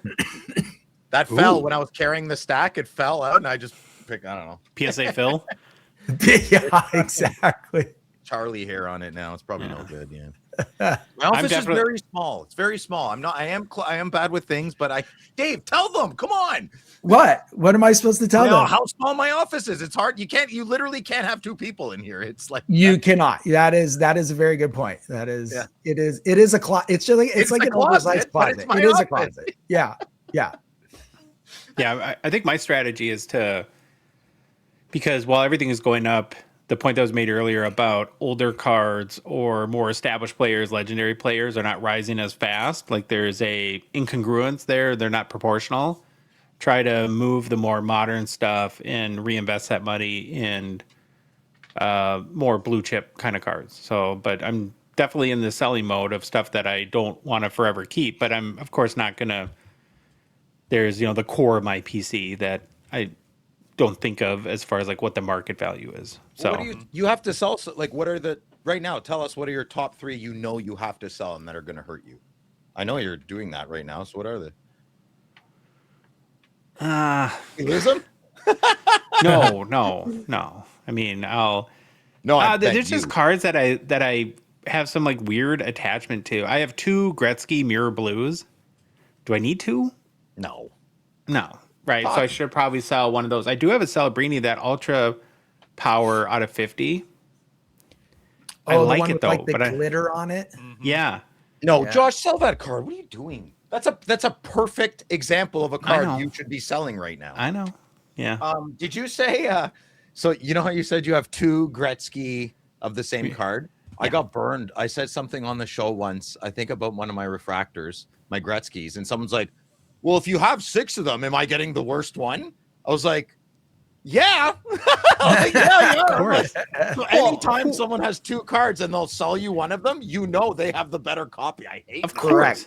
Correct. You like really look at it. You're like, okay, I got to keep one. This one definitely. This one's going. Of course. I mean, that every human being is going to do that. So. You know, so I get your You're not giving away the best one. hand-me-downs, we'll say. Hand-me-downs. I don't want to Sean Avery the episode, you know. I did have one more story for Hobby News, and Phil, you already kind of alluded to this, but Tom Brady has teamed up with Wall Street. Sports card retail chain Card Vault by Tom Brady is teaming up with Wall Street and announced this week its first strategic investor group to help with its expansion plans. Check this out. New investors into Card Vault include Aaron Judge, Connor McDavid, Jay-Z, Red Sox owner John Henry, Celtics owner Wick Grosbeck, and UFC president Dana White. So nice. I thought Jay-Z's bad now. I thought we're not supposed to. Isn't Jay-Z bad? Aren't we supposed to not like him? You think all of those people are in like a group text? Yeah, I think that guy's definitely in a group text. Yeah. That'd be quite the group text to be a part of. I don't think McDavid would want to be in that group. He's too sweet. Yeah, he's just like, oh my gosh, you guys, too many stop Imagine. Yeah. can we make a reality show of Connor McDavid hanging out at clubs with Jay-Z? I'd rather see him with Dana White. I think that'd be even funnier. Yeah. That could be funny there too. Well, Card Vault is looking for investment in order to achieve some very ambitious growth goals. This week, the 17th already location will open up in Palo Alto, California. They plan to open 6 additional stores in 2027, and by the end of 2028, hope to have 40 Card Vaults in total. I don't think that's good, is it? That's too much. They're targeting very high traffic locations, so large shopping malls, like we have one at the Mall of America here in the Twin Cities, and then stadiums. I think that's a very key focus of theirs to make Shopping sense. malls. Shopping malls are a booming business these days. Yeah. No, but the Mall of America is the Mall of America. All right, Minnesota. I've never met you. Do you think your state has the most proud people in the state, which I love? But do you is Minnesota one of the most proudest states? No, it's just, and it's, you would never know it, but I used to work in the travel industry, and I'm looking it up really quick. You wouldn't believe how many people every year. Yeah, the Mall of America is not. It's not a. I mean, it's a mall, but it's an attraction. It's not. It's actually, an attraction. I know it's a shopping mall. Exactly. Yes, I get It's one of the largest There's tourism. There's roller coasters inside, indoor roller coaster. So it's big crazy. enough to have roller coasters That's nutty. inside of it. It's crazy. Let's take guesses. How many people do you think attend or go to the Mall of America every year? It's got to be 1 billion people. I don't know, 3 million. Well, not 1 billion. That's too many. It's a good 2 guess. million. 3 million. 2 million. Louis, what do you think? Oh yeah, it's in that range. I'll say 4. Okay, so for some context, the state of Minnesota has 5.8 million residents. Okay. The annual visitors to the Mall of America are 40 million people. Holy crap! Yeah. What? It's one of the largest tourism destinations in the entire United States. So I mean, that's where we are proud Minnesotans of what? Nothing. I mean, we're so good at being proud of really We're proud of always coming in second for never winning. We're never winning. Oh, it's so good. Oh, well, as long as you're happy. We're the best at never winning any sports. 40 million people is bananas. Yeah, That's a lot of I think there's like 10 that visit the Canada or Ottawa, and that's the capital of my country. Well, you got 40 million more than the people in my country. Well, we're probably 40 million now. It's like 30, 35. We're probably 40 now. We're probably That's 50. a lot of people. So beyond the cost of opening new stores, co-founder and managing partner Chris Costa of Card Vault has said that the money will be used to hire more employees, strengthen technology, and build up operating infrastructure. he also had a comment on the new group of investors. He said, these are folks that are in tune with the space and have been active in the space, either quietly or publicly. There's some real collectors on the list, which is one of the most exciting parts for me. The industry has been driven by passion, and it is an industry that has kind of taken itself to the next generation. So it looks like Card Vault will officially be the hobby's first big box retail, well, not, but big retail chain for the modern hobby anyways. And that being said, I'm not expecting much from a hockey standpoint. I mean, they're pretty in tight with Fanatics, as Brady and Ruben are bros, or at least Ruben pays Brady to be his bro anyways. So look for a Card Vault near you coming soon. Have not heard of any plans for Canada though, Phil. I don't know if you have. We know better. That's why it's not coming here. Okay. When I was preparing for today's show, I was doing our typical Monday thing where we do the weekly 7. And I have a whole bunch of NHL media sites that are bookmarked. And so I got our outline already. Started to go to all the sites that I do for my research. And it took me about 14 seconds to realize there's nothing happening in the NHL. Like nothing. It seems pretty, I haven't checked, but I would guess that the teams are basically on a summer break, or there was no point in doing weekly 7 this week. So I thought, well, we're due anyways for another round of hidden gems. Yes. I picked 4 sets. Now, some you might know of, others might not. Will I know them? I don't think you'll know any of them. Phil is so confident. You're not even supposed to be on this segment, actually. What happened? No, this segment is for Dave. This is for Dave. It's not for you, Phil. You know. Yes, you know them already. I'm the one who needs to learn them. I know things and forget them just as easily. So I'm listening. I'm going to pay attention too. Yeah. For what it's worth, and this is a great resource, Evan, our Discord manager, I think he's a big fan of Hidden Gems as well. We have a Hidden Gems channel in Discord where half of the suggestions are from there. So, and I'll shout those people out. But Evan has a running list, which is very helpful to me so that we don't do the same cards twice. But if you want to go see what we've done in the past, then you'd have to go look in the Hidden Gems channel in our Discord, and you'd have to join it if you're not already a member. Okay, so for this round, we're going to start with a card that I became a smitten kitten with a couple weeks ago. Full disclosure, I did buy one before we did this, and I'd never seen them before until somebody submitted to Slab Sharks. And I'm talking about the Topps 2003 Lost Rookies. Are you familiar, Dave? Yes. The answer is no. No. Okay. No, I have no clue. So this was insert set in the 2003-04 Topps and O-Pee-Chee, so both products. It shares a single checklist. They were inserted 1 in 12 in Topps packs and 1 in 16 in O-Pee-Chee packs. Basically, each card features a different year of the top design, and it takes a player and it puts them in the year before their rookie year was. So if Patrick Waugh's rookie is in 1985, he gets a 1984 design from Topps. Got it. Right. Okay. Got it. And Mario Lemieux would be, Patrick Waugh is 1986. He would get a 1985. Mario Lemieux is 1985. He would get 1984. Very few have been graded. Pop counts are super low if you're into that thing. And it's a pretty small but mighty checklist. So there's 11 players on the checklist. And we'll go through some of the cards. And I love these. I'm very, very excited. And I might want to collect the whole set. So we have Brett Hull, which he's a 1988 rookie. So it's in the 1987 Topps design. The other thing, too, that I really like about these is for players, these are the players that are our generation. And we know a lot of their rookie cards were weird, right? The Joe Sakic and the Brett Hull, they're kind of an airbrushed, portrait-y kind of cards.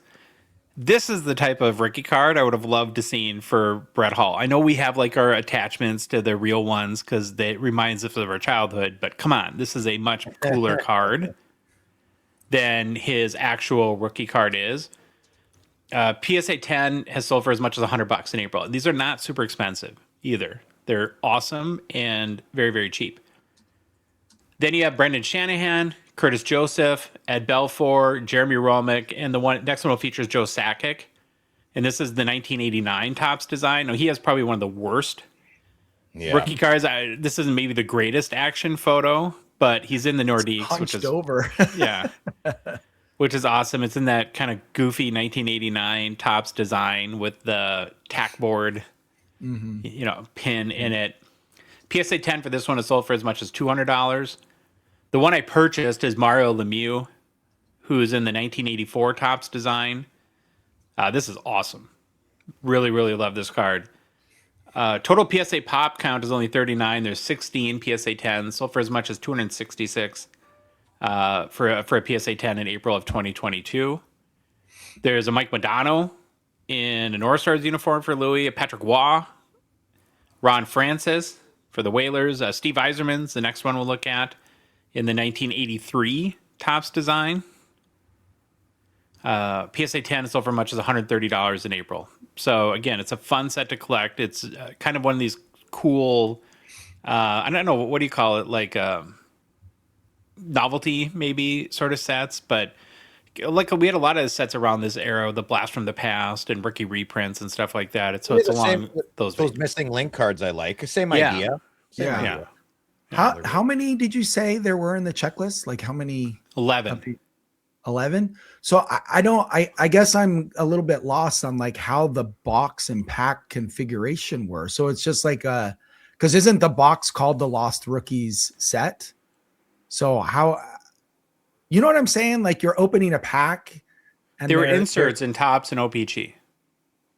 Oh, okay. So it's like Seismic Gold doesn't get its own box. It's in the O-Pee-Chee Platinum. Yeah, it was in the regular release. Okay, I get and you. they're not super rare either. I mean, but I don't know how much product was produced, but and that's one of the things you always have to think about. So they're 1 in 12 Topps packs and 1 in 16 in O-Pee-Chee boxes.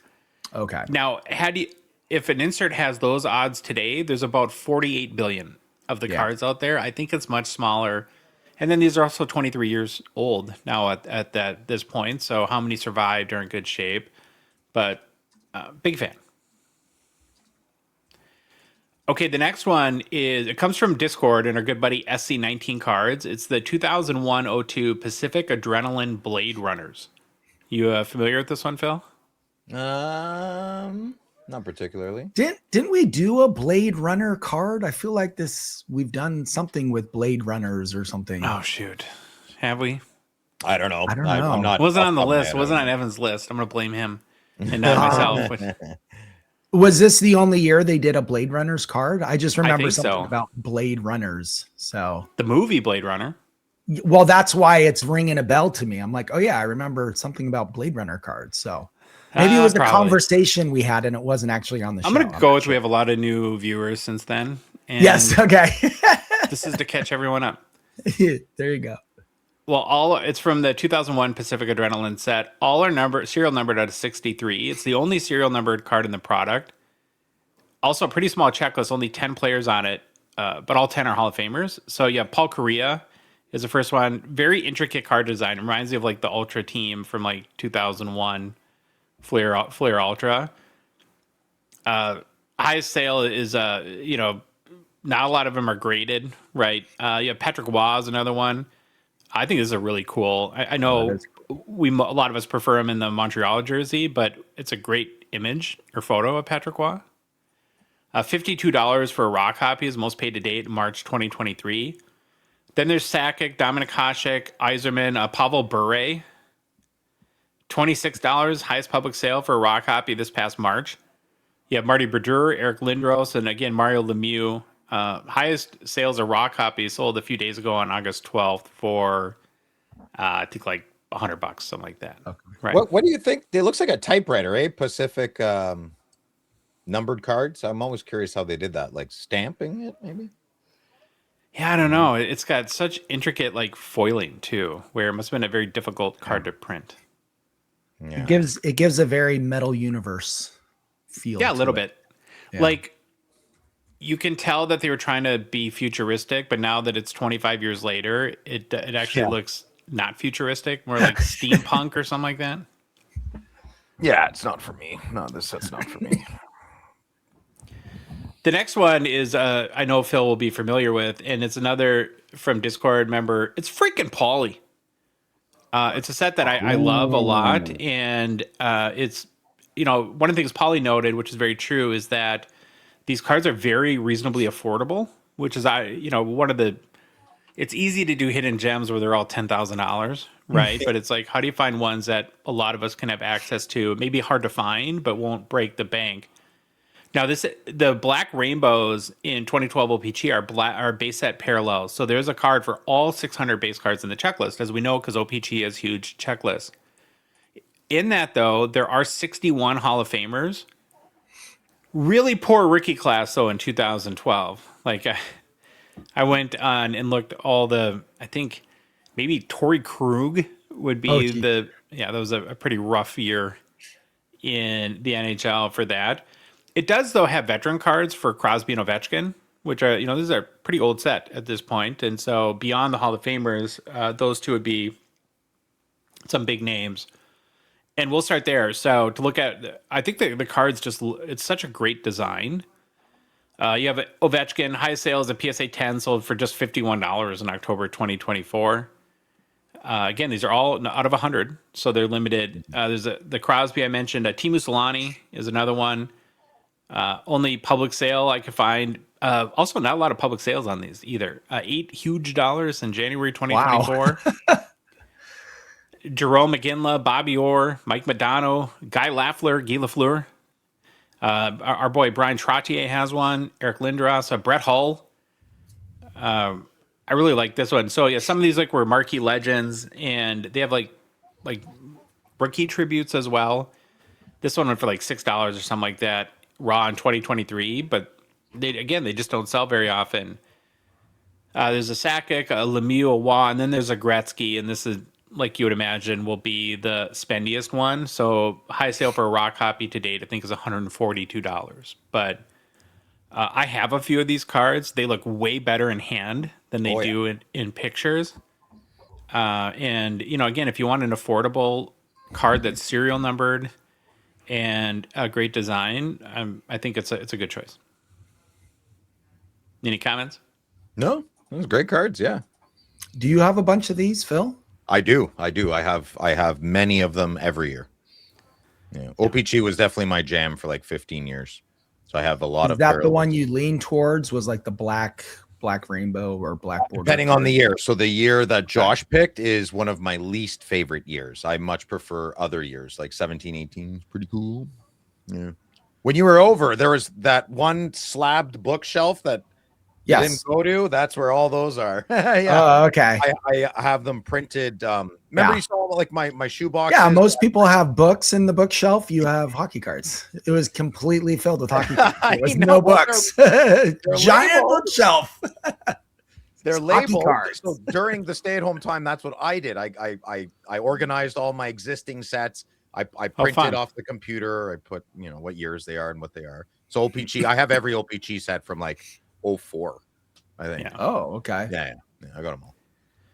The last one is my favorite of the bunch, and this is one where a lot of the cards are not they haven't traditionally sold for a lot of money, but are super hard to find. Like I wanted to show a bunch of these and couldn't find a picture of them.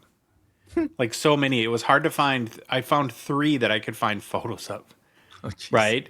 But they're super cool. It's from the 2016-17 Fleer Showcase set. They did a 25th anniversary buy pack of the 92-93 Fleer design. They did 2 versions. One is autoed. Those are going to be spendy. And one is not autoed. So they bought 1992 cards. They stamped them out of 25. And then they also put a foiling of the 25th anniversary of the brand on them. And I think, too, because they're so rare that a lot of the buy it now prices are pretty, if you can find them, are pretty aspirational. They're a lot higher than, we see a lot today, than prior sales. There was I think a subset of 10 or 11 of them, too, that there's 450 total cards on the checklist, too. So it's another huge checklist. I think 10 to 20 had auto versions. Those get pretty spendy, and especially some of the big players. But so here's a look at some of the key cards. The first one is a Sergei Fedorov.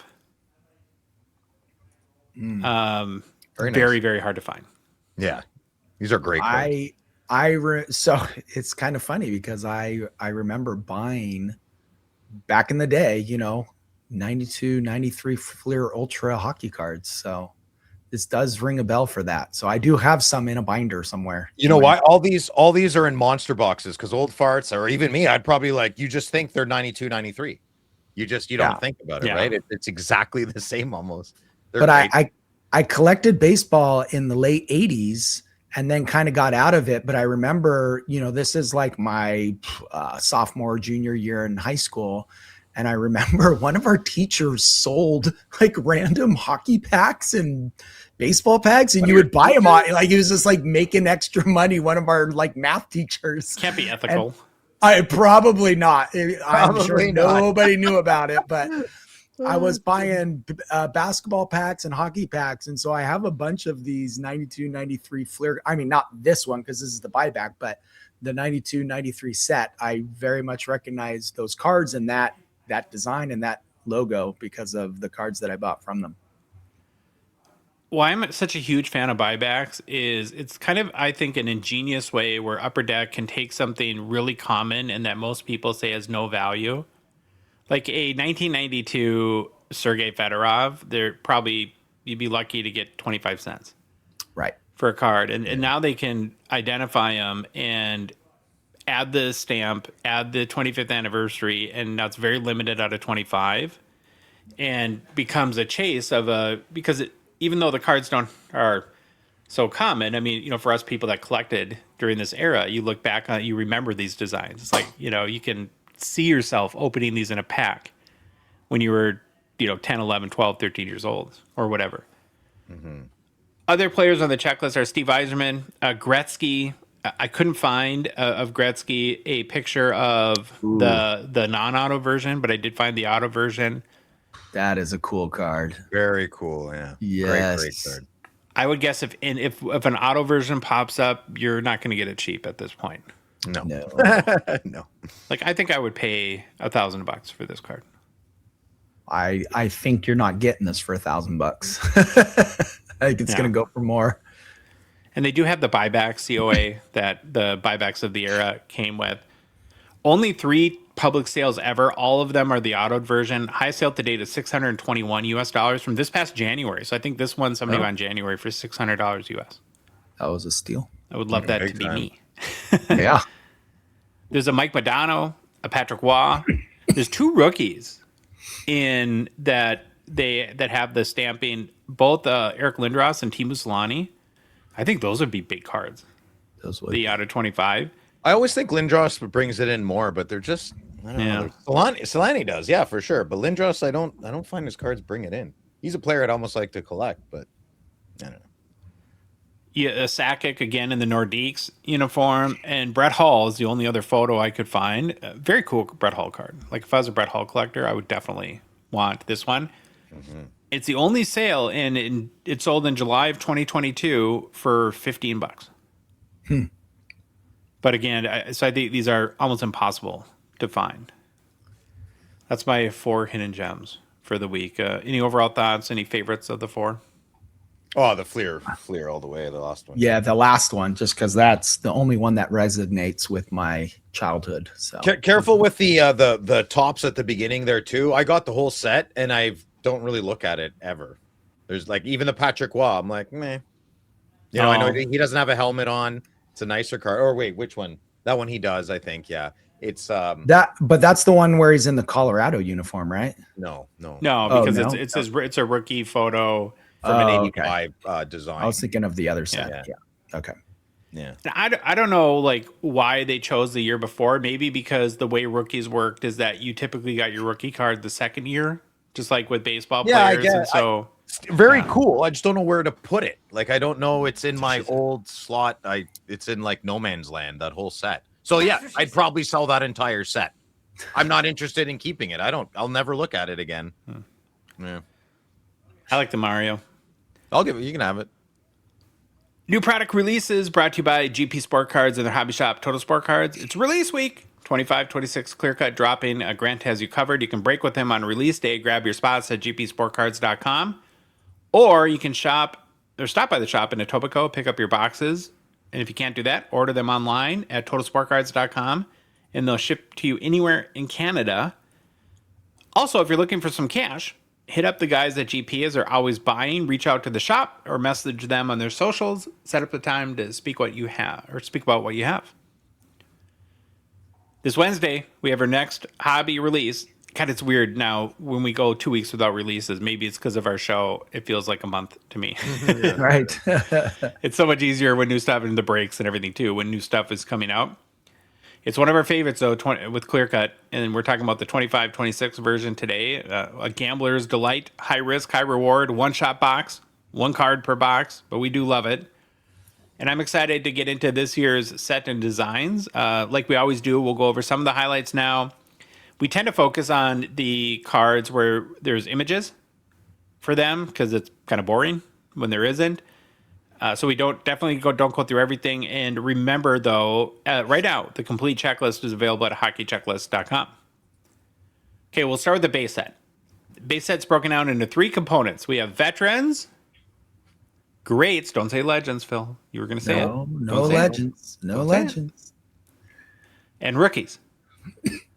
For veterans, base overall odds are 1 in 12 boxes. It does include short print, super short print. All those, again, are listed on the checklist site, hockeychecklist.com. And then there's 3 parallels. You have the Outburst out of 25, High Gloss out of 10, and Outburst Gold 101. Yeah, baby. Which is probably the configuration we're going to see base in Clear Cut for a while, and I think it works, so why change it? Yeah. The greats, base odds are 1 in 120 to hit a base card, so pretty rare. There's 6 players on the checklist. In only Upper Deck fashion, one of them, though, is not Peter Forsberg. Okay. So, yay. Huh. The players on the checklist are Daryl Sittler, Gordie Howe. He's a short print. Mark Messier, Michel Goulet, Marcus Naslund, and Tuukka Rask. Nature Goulet. Same parallels. Outburst out of 25, High Gloss out of 10. And Outburst Gold 101. There's 39 rookies on the base checklist. All base for rookies are numbered out of 299. And then you get the same parallels. You got the Outburst out of 25, High Gloss out of 10, and Outburst Gold 101. I want that Doesn't card. look like much of a change to the Outburst. No, I don't think so. It's such a cool card. I love that card. My favorite one in the set. Yep. I need to really thumb through the checklist too and kind of start making my hearts for eBay listings. Yeah. So I make sure I can grab some of the things I want. The Outburst Golds are amazing. They're so nice. Yeah, it's the card in that set. I mean, And it's true. Like Phil's talked about it. It's the Outburst Silver are amazing, but the Outburst Gold, it's not like it's twice as good. It's like 10 times as good. It's 10 times as good. It's a different card. It's a different card. I bought a silver Outburst. Like, yeah, I got it in the mail. I'm like, what the hell is this crap? God, right? Because you were spoiled. You were spoiled with the Gold Outburst. Because the Silver Outburst is an amazing looking card, but then when you compare it to the Gold, it's just not as good. It's better than average. It's just you gave me the you gave me the T-bone steak before anything else, and that's the problem right now. Yeah. You're trying to eat the veggies after. Yeah. Okay, it's an auto-driven product, and you look at other auto cards. I picked out a few where there's some previews to look at. This one I like. It's 2007-08 Retro Sign of the Times. 26 players on the checklist, includes vets, greats, and rookies. 4 short prints, Bobby Clark, Glenn Anderson, a Gongshow legend, Jerome McGinley, and Larry Robinson. Yes, Big Bird. There's also 2009-10 exquisite inscriptions. Each card does include an inscription. There's 22 players on the checklist. Again, mix of vets, greats, and rookies. The key players, though, are like Beckett Seneca, Ivan Demidov, and Michael Misa. We do list all the inscriptions on the checklist site too. That's one of the things that I'm proud of, I guess, with our site.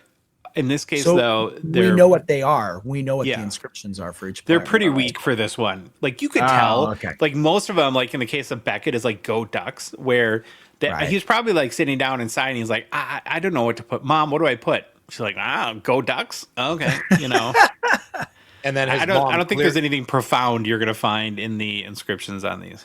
It would have been better if he said something like 1, 2, 3, triple deke. Homage to the movie. Mm-hmm. Have you seen that movie? He does not do 3 dekes. He does like 1 deke. There was not a triple deke. Are you talking Mighty Ducks? Mighty Ducks, yes. Yeah. He doesn't do 3 dekes. He does 1. Well, Dave, I'm a Minnesotan, and Mighty Ducks takes place in Minnesota at the Braemar Ice Rink, and we're proud of everything we do here. So I have seen it multiple times. Well, he doesn't do 3 dekes, so just saying. Phil, even Demidov kind of mailed in his inscription. He went with Demi. Oh, brutal. Yeah. I did like the demigod. He did that on one of his inscriptions. That's better. That's way better. Booming Stars is one of the new ones. It's a mix of rookies, younger prospects. All are out of 50. 20 players on the checklist. Key names are Bedard, Cutter Gauthier, Lane Hudson, Demidov, and Celebrini. I think this one you have to see in hand. Yeah, I would think so.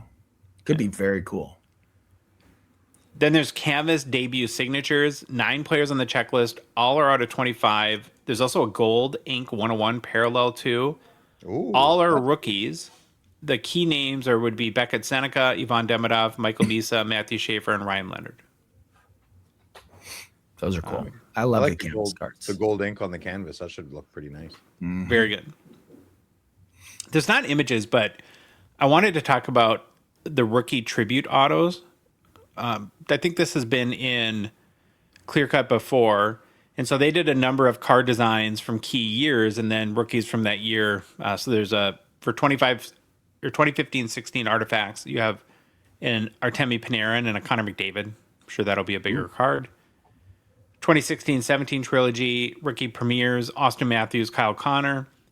Then you had 2019-20 Ultimate Collection rookies of Cale Makar, Jack Hughes, Nick Suzuki. In 2021-22, Young Guns, a Shane Pinto, Phil. Ooh, baby. Big Let's chase go. for you. Selkie. Yeah, excellent candidate for the Selkie coming up. That card will be worth more than your 500 Young Guns combined. I don't have 500 Young Guns. Don't be ridiculous. I have 600. No. Over 400. Over 400 can mean a lot of things, Phil. You have a lot of dumb stuff too. Yeah. So whatever. I'm not a huge fan of rookie tribute autos, but I don't know. Does this stuff do anything for you guys? Yes, I love it. I love tribute rookies. I really like the tribute, especially when it's I do like the I guess it depends on the one, but the Future Watch tributes, I really like those ones. Yeah, those are cool. Still trying to get a Jack Hughes. I just haven't been willing to pay the price to get it. But yeah. Yeah. Golden goal there, David. I know. There is a boatload of updates in Clear Cut from 2020, 2021, 2022, 23, and 24. So 5 years worth of updates. I broke it down. I didn't go through all of them. Again, they're available on the checklist site. So in 2020, you have Jack Hughes, Matt Sundin. 2021, Seth Jarvis, which would be a rookie, Patrick Kane, and J-Rob. 2022, Matty Beniers, and our boy, Theo Fleury. Yeah.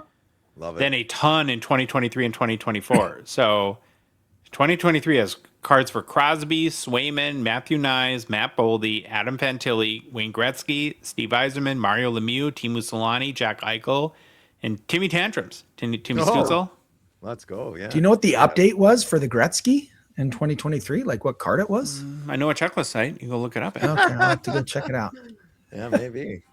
And then 2024, another big list. Austin Matthews, Leo Carlson, Connie McDavid, Ovi, Quinnesota, Dominic Hasek, Cutter Gauthier, Nick Suzuki, and again, Timmy Tantrums. It looks like Timmy was holding back on signing there, Phil. Yeah, I was still trying to figure it out. Is he back to the umlaut in his signature? Do we know that?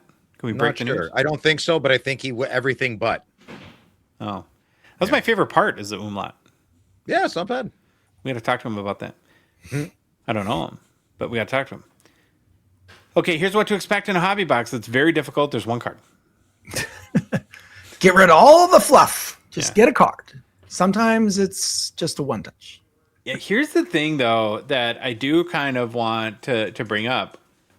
I'm going to say most include a checklist because there is one insert set of, I think, non-autoed cards, canvas debut rookies that are randomly inserted. And if you buy a box of clear cut and don't get an auto, how do you feel about that? There is a card that doesn't have an auto. Well, you hit one at the lake. Well, okay, yeah, It's but the that's same not card. true because the redemption was an auto card. Oh, so maybe there'll be a redemption, but there is one insert that has 7 rookie cards of Seneca, Easton Cowan, Demidov, Snuggerud, Misa, Schaefer, and Leonard, and it's the same canvas rookie debuts. Yeah, I don't know. Does it say like on the box, does it say printed, guaranteed auto, something like that? Because if that's the case, then that would make me think that those cards have Maybe some kind of redemption or some kind of auto something with it. I Yeah. don't know. Be interesting to see. Pre-sale pricing in Canada, Total Sport Cards boxes will cost this week 150 CAD, which is 108 USD equivalent. And in the most shocking development of all time, it's fairly reasonable here in the US, 120 US dollars. So there's about a $12 difference per box. A That you mathematician. can live with. That You're you not can getting, live with. you're not getting any allocation though. That's the thing. You have the pricing. You're just not going to get the product now. Yeah, that could be a point too. Yeah. Probably. We'll get it. We'll get it in 3 weeks after release. Overall thoughts on Clear Cut? Same, but It's different. a very, very risky product. Speaking of someone who has opened probably over 50 boxes, probably way more than that. It's fun. But if you're just going to buy a single box here and there, it could be fun. Take a chance and do it. You're most likely going to end up with one touch that's more valuable than the card inside of it.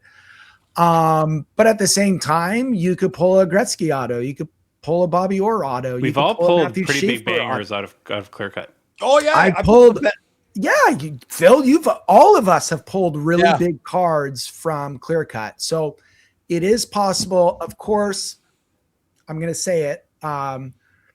Your averages, this is, you buy a case or half case, you're going to do a lot better because you should pull a few cards that you really like. Or this could be a really good one to join a break for because you don't have to break the bank. It's like the same price to buy one box. You can join a break and maybe hit a couple of cards that way. So, but yeah, if you just know what it is going in, it's a very fast rip because I've bought like a half case before, which is 15 cards, and you can go through the half case very quickly. In about 7 minutes. Yeah, it's a very quick rip. When you're just opening it up and looking at your card, you're like, well, that one sucked. Let's grab another one. It's very addictive to just keep going until they're all gone. So as your friend and as somebody who's got your back, Dave, I'm going to suggest maybe a rephrase. Like, like when you say like you married your cousin and we're like, Dave, you presided at your cousin's wedding. Correct. And you were the officiant, right? You didn't marry your cousin.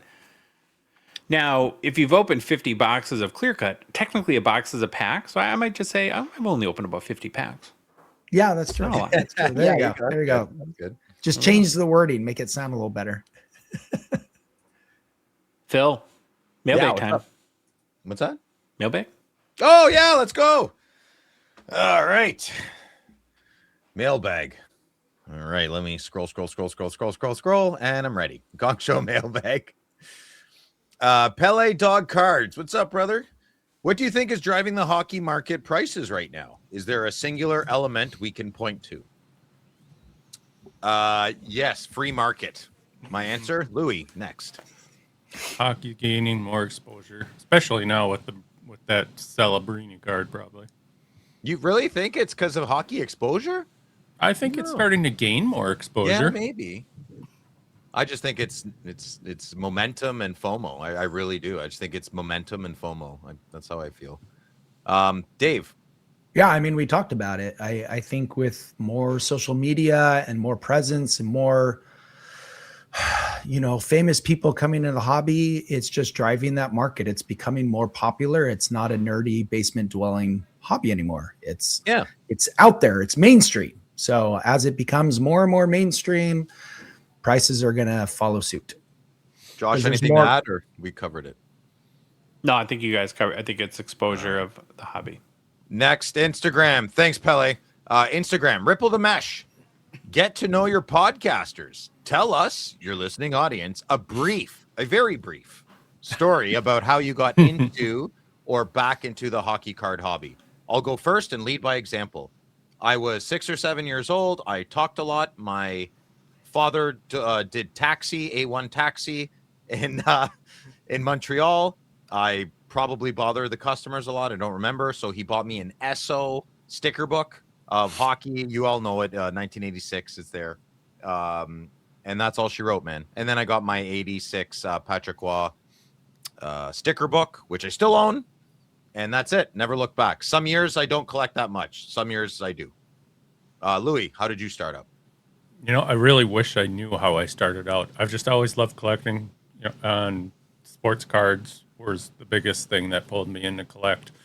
Every time I did it, most of the time my dad had to bring me somewhere to get cards. But I tell you what, if I should ask him if he remembers how I started, because I don't, but I'd love to know. What if he says, "I'm not really your father"? I never knew you. He's tried that. Your real before. dad has all the good hockey cards. Yeah. Josh, what about you? Yeah, I got the bug really strong as a kid, and I don't know if I've mentioned this on the show. I don't know if I've ever told you guys this. Do you know who my first hardcore PC was? Where I had a full binder of 25 pages of one player's cards. A basketball player, maybe? No, it's a baseball player. Baseball. Who was your favorite team? I didn't even love the team. It's one of those things, PCs, that I can't even give you an explanation as to why. George Brett. Really? Yeah, it was Will Clark. So you didn't like the... Will Clark. Sorry, Phil. Giants. Will Clark. Giants? Yeah. Remember the first baseman? Yep. I had it. Yeah, they're all base cards, of course, because it was the mid 80s, late 80s, early 90s. But yeah, I had a full, probably 200 different Will Clark cards. Did you? Oh, wow. I liked Wade Boggs. I liked him on the Red Sox. Always tried, tested, and true, that guy. That brings me back, because one of my buddies in middle school, when I remember him collecting, then, I was always Puckett's. He was always Will Clark. So it was who can find the other guy's card so they can trade for what they pulled or something. That's and then I remember the other two very vivid childhood memories. One's a hockey, one's another baseball. But there's a corner gas station that was 4 blocks from my house that we would walk to and scrounge change to 50 cents to buy packs or whatever. Bought a ton of 1990 Pro set. Could have hit a Stanley Cup hologram, would have never known, right? Probably would have thrown it away. And the other this is so terrible. The other product I bought a ton of, and I don't remember, maybe it was 1991 Donners, the red ones that are just hideous today. I don't know why I like that set, but I bought so much of it. Really? Yeah. Every card was an error. It missed a trademark. It screwed up a birth date, or it didn't have something on them, or they were mirrored. Dave, anything for you? Yeah, the year was 2020. It was a bright, sunny morning. I got out of the shower. I put on my shoes. No. I went to Target, and out of a whim, I just saw a tin of hockey cards and bought it and hit a Kaprizov Young Guns. Didn't know I hit it until someone told me, Chandler, who told me what I had hit was a very expensive card, and then went back to Target, bought another tin, and hit it again, and that was it. There you go. All she wrote. So Baby Chandler is kind of your hobby mentor then, right? He got you into Basically, yeah. There you Don't go. let that go to his head. The origin story, yes. Origin story for everybody. There we go. Okay, Mad Dog Nav 78. No, wrong. Southwest Swedish cardboard. No, there's no West in there. South Swedish cardboard. Hungry. Hi, hello. Maybe a crazy question, but are there any stories about people trying to erase an IP auto from a card? Henrik Olsen from Sweden. Thanks, Henrik. No, but I have tried to take off sticker autos from cards. I did one publicly. I've tried many privately. They are on there. The adhesive is strong that Upper Deck chooses. Maybe, you know what? I just saved them some money. Buy crappier stickers. So the person, oh my God, genius. I'm hired. Buy crappy stickers. So if the person doesn't want it on there, they can just take it off. There you go. What do about you this do? idea? What if you just get the sticker on a sheet where you can make you get Wayne Gretzky's auto and you can make your own sticker auto of a Wayne Yeah. Gretzky card. You can decide if you want to Where? stick it on the card and where. Perfect. I like it. All right, Dave, you're next. What do you think? Have you ever heard of that? No, Told you. I've never. Louis, you, Josh, no. never heard of I don't If it- think. If any human being would have done it, it would have been you, Phil, and we would. Yes, I didn't do it though. Okay, next question. Discord, Mad Dog Nav 78. Asking for a friend. Sure you are. What are the criteria that qualifies you as an old fart? I would say 65 plus. Isn't that old fart? I think old fart 65 plus. I got 19 years to go. That's fine. I don't think it's a no. Oh, go ahead, Josh. I would say age is a state of mind. If you never let yourself get old, you never get old. Because I wouldn't put an age on it. I said complaining about the younger generation and insisting that things are always better back in the day. Yeah. Talking about the I'm- weather. No, but I'm our going to- generation can actually say it was better back in the day. They what the Well, kids yeah. are going to say was better back in the. Come on, please. It's not their fault they have all these electronics, but it was so much better without them. Got to play laser tag, and the news used to tell your parents it's 10 o'clock. Don't forget to get your kids home. I'm going to guess that anyone in their 20s thinks we are all old farts for sure. Look at the way Nags talked about it. Nags was talking like he was calling like a 60-year-old guy like, "What's up, bud?" I'm like, "Well, man, I would." Yeah, it's the new norm. I understand. I'll keep my comments to it's just very. You had to live a lot more life before you got to speak to men in their 50s that way. You know, even in my 40s, I don't care. Talk to me any way you want. It's fine. But when they're older than me, I get weird. I'm like, yo, man, show some respect. Not to me, to someone else, right? Anyway. Yeah. I have a question for you guys. Do you guys get this from your, like my kids legitimately think that my wife and I don't understand what it's like to be a 20-year-old. And we're like, Oh yeah. Do you think we're that old? We're like, I remember my 20s very well and what it was like to be like 22 years old, bro. Mm-hmm. I have like sit down conversations. Like I was 16 years old when you were 16, and this is my experience, which is the exact experience you're going through right now. And they don't care. Do not care. They're like, well, it was different. It was different, Dad. No. Yeah, it was better. Okay. There's the confidence in the youth. I mean, it's not real. It's all surfacey, but it's astounding. It is truly, as an employer in this country, it astounds me what you think you're owed. Okay, next one, Mad Dog. After all us old boomers complain. Thanks. Youth. I think we just proved the point we're all old farts. How we answered that question. We could talk about the weather and traffic for 10 minutes and then tell people we're not old. Well, it's important. I need to know what the weather is, and I need to know what the traffic is. Okay, Discord, Monty. There, back up to our age. What's the biggest? This card makes absolutely no sense in my collection, but I'm never getting rid of it card, each of you. Louis. I don't know that I have one. I do. It's David Greetings California driver's license in a top loader. I'm never getting rid of it, and it should not be in my collection, but it is. Josh, yourself? Yeah, okay, what's the story there? Dave mailed me his old driver's license because I wanted to see what a real California driver's license would be. So I sent him one of my old driver license in a top loader very happy. for him. It's a real California driver's license, like the movies. Yeah. Nice. Yeah. For me, the card is my booklet because I'm not a booklet collector, my Ovi one. And funny story about this. So we met Tom Trash, who I think you guys are going to have on Friday Nights with Phil very soon. Yeah. And when we were talking to him, he's like, he asked me about this. And I'm like, that's random. He's like, that was my card. And it's like, oh, crazy. He is pretty confident this is the only, it's probably not, but I like to believe it's true, that one of the only times that Ovi is given the Russian machine never breaks inscription. So I love it. I won't get rid of it. But booklets are weird to collect because there's nowhere to put it. That's why it's There always is on my not. desk. It doesn't fit in a Zion case. It obviously doesn't fit in a top loader binder. It's like, Weird. what do you do with these things? I know, right? It's almost like it's not a card. Almost like it's not a card. You should ask Tom if he you should hint. Say I'm thinking about moving this. David, 1 second. Okay. I said I'm thinking about moving this, Tom. Do you have an offer? Would you be interested? I want to see what he'd say. Why? I'm curious. Okay. Okay, piggybacking off this gives me a good opportunity to say something I did not bring up on Friday Nights with Phil. Ooh. But I got a card, which we're going to see later in personal pickups from Tom. And he wrote on this that I forgot to look at and read. And it says, quote, by accepting this card, I agree to join Team Tom. Booklets are real cards. They're not. And you do not agree. I found Dave first. Get lost, Tom. Yeah, whatever.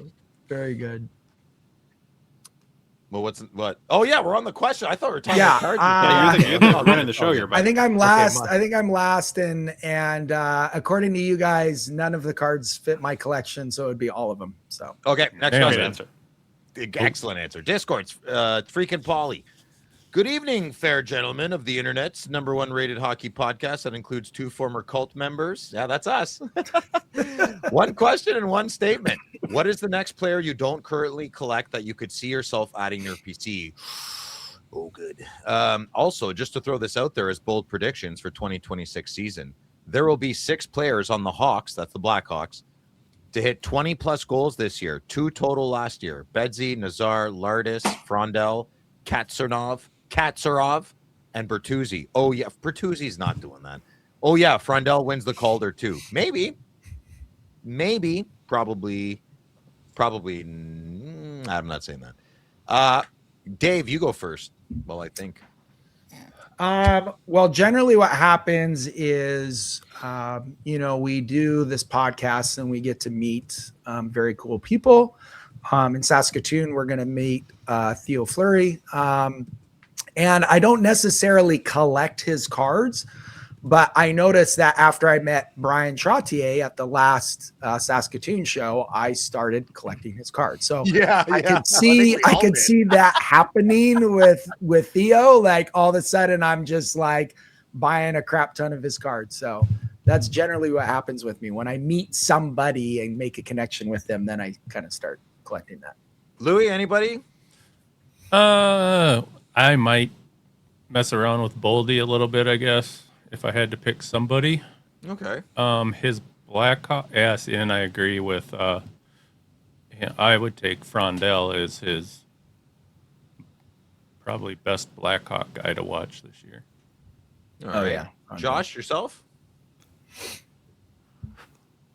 What do I want to say? Spit it out. I don't have words.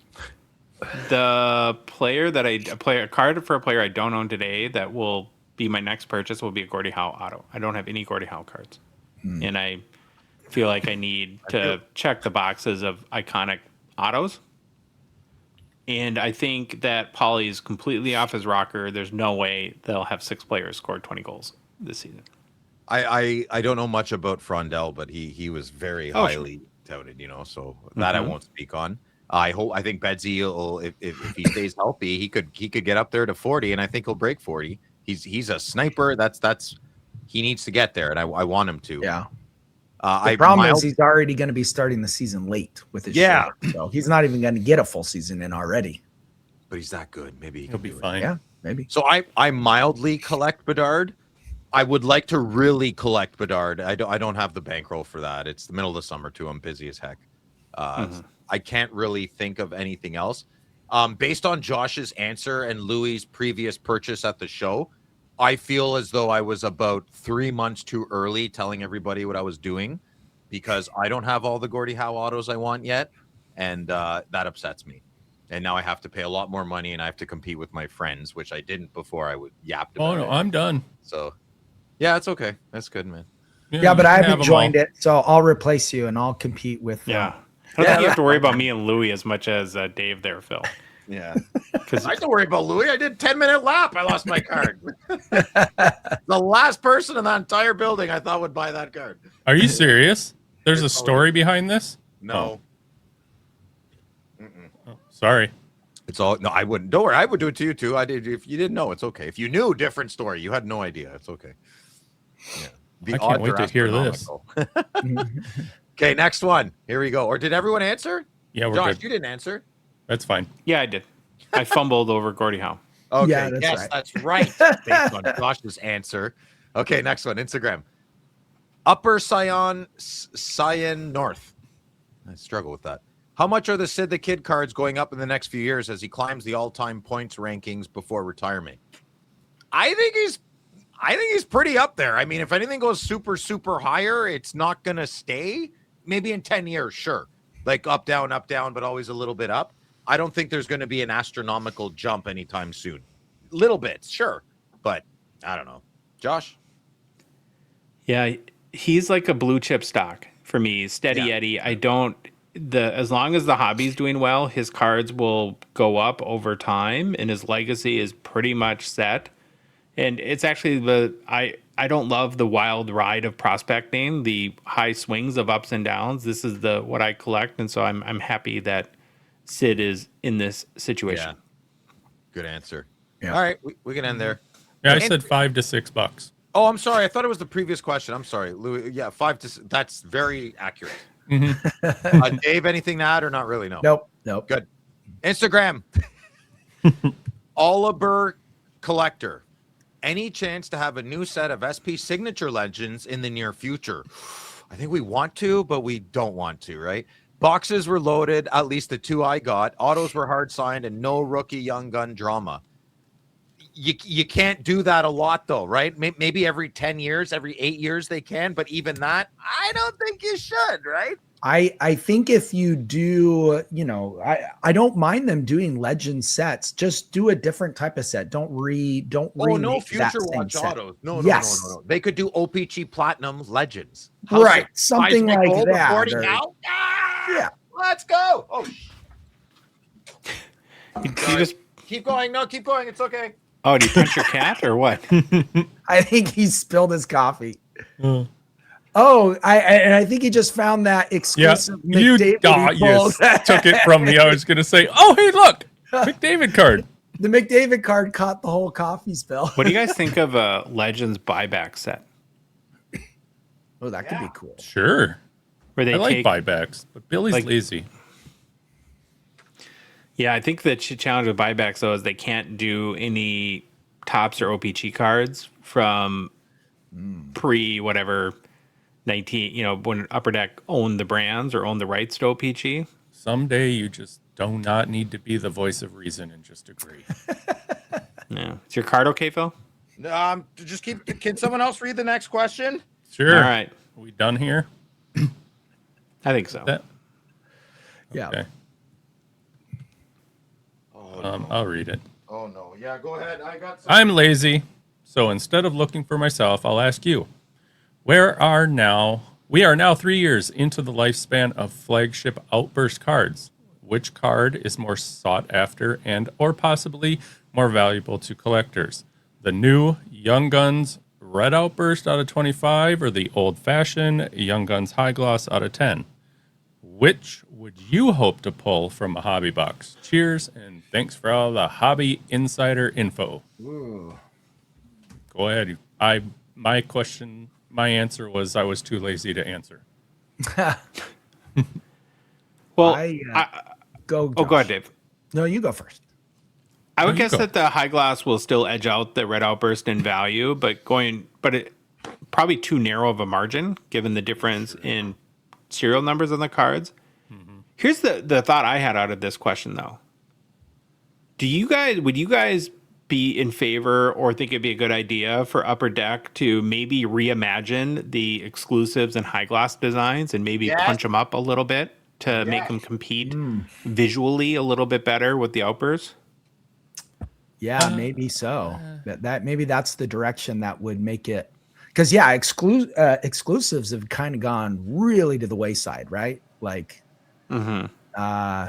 And even high gloss, like high gloss, that used to be the Young Gun card. There was not a better card than the high gloss.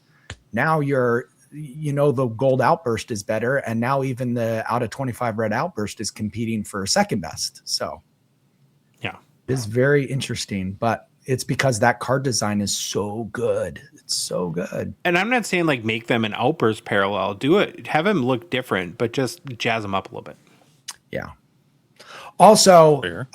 Beats, Bears, and Hobby Boxes did message me on Instagram because I was not sure if he was doing the play on with the Beats, Bears, Battlestar Galactica from The Office, but he said it is not about that. So, but anyways, side Good. note. Did you wreck anything like important? Phil? No, I was close. I was close. I almost. It was almost. One of my Bellavos got a little. I hit my coffee and it got in one of the Bellavos. It's okay. It was the IP missing link, so I can live with that. The life of a hand talker, right? Yeah, I know. Yeah. Okay, Louis, you want to read the next one? Yep. Instagram, the Hockey Fandan. I would like to hear your thoughts on your favorite teams. Oh, Jesus. Louis, could you talk about the Wild, Gabbert, Kirill? Oh, yeah, I remember this. I threw something together really quick for you.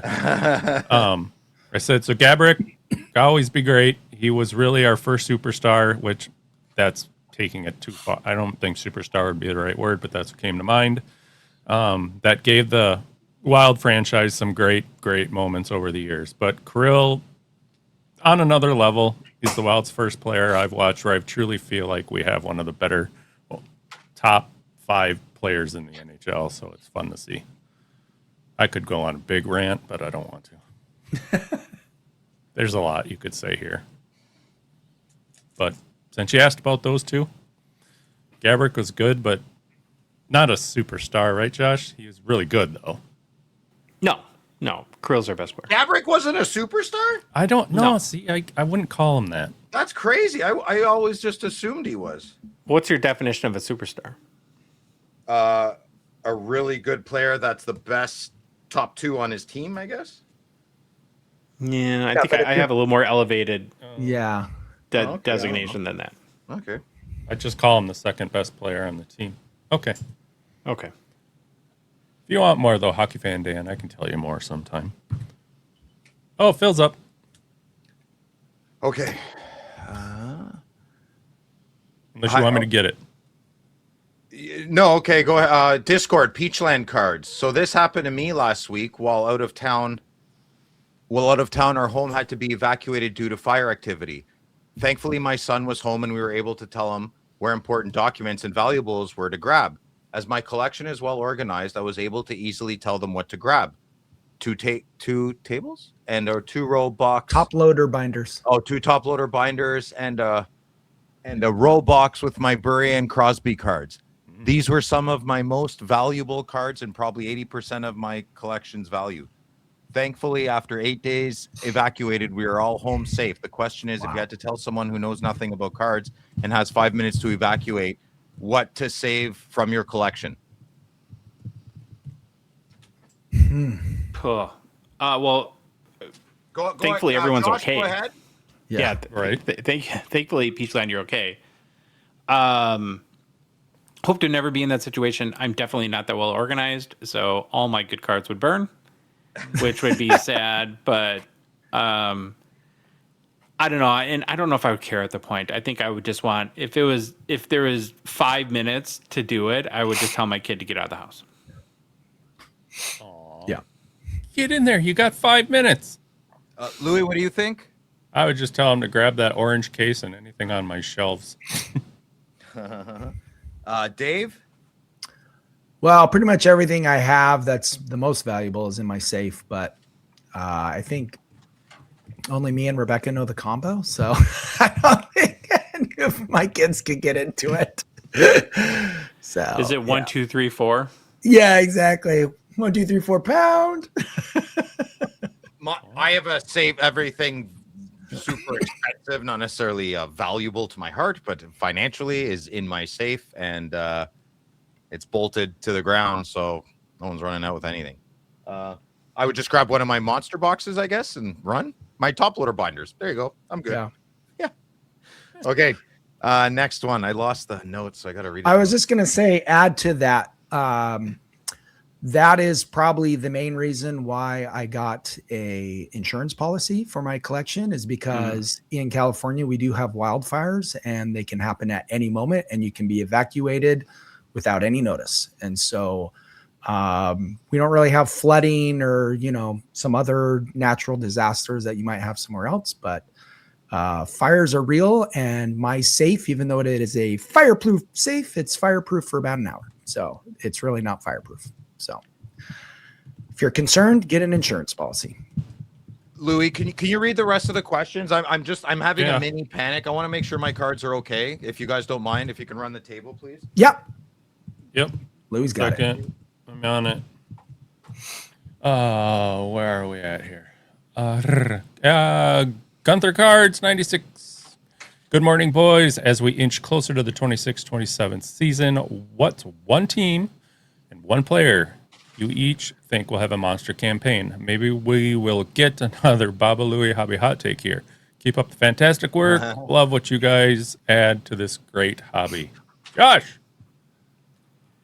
There's so many. It's kind of hard to, and we're going to start, I think, in 2 weeks, our 10-part season preview as we get up into the season. But one player that I keep coming back to is Cutter Gauthier. And I just think he's a tiny bit slept on a little bit. And if he has another 40-goal season, you could see back-to-back 40 goals would be very impressive at his age. As far as teams that I think will pop off, Montreal is going to be a wagon this year. I really, really believe that. Probably not what Phil wants to hear, given their arrival, but it's at some point, they've had a lot of youth, but now you're going to have Hudson and you have Caulfield like really in their prime, that it's just going to, I think, all click for them. I want to see Bedard be the second best player in the entire league behind Celebrini, if not better than Celebrini. I want to see the Ovechkin Crosby in the next 20 years. That's what I want. Yep. Yeah, big time. Yeah, that's me. Bedard, that's who I'm going to say is going to pop off. And team-wise, a team that I'm going to keep an eye on. I don't think they're going to win the Stanley Cup or anything like that, but I think they're going to make the playoffs and maybe even win a round or two, would be the Sharks. I think they'll get They might not even make the playoffs this year. They probably won't. That's why I'm saying I think they will. Okay. That's my prediction. Going against the grain.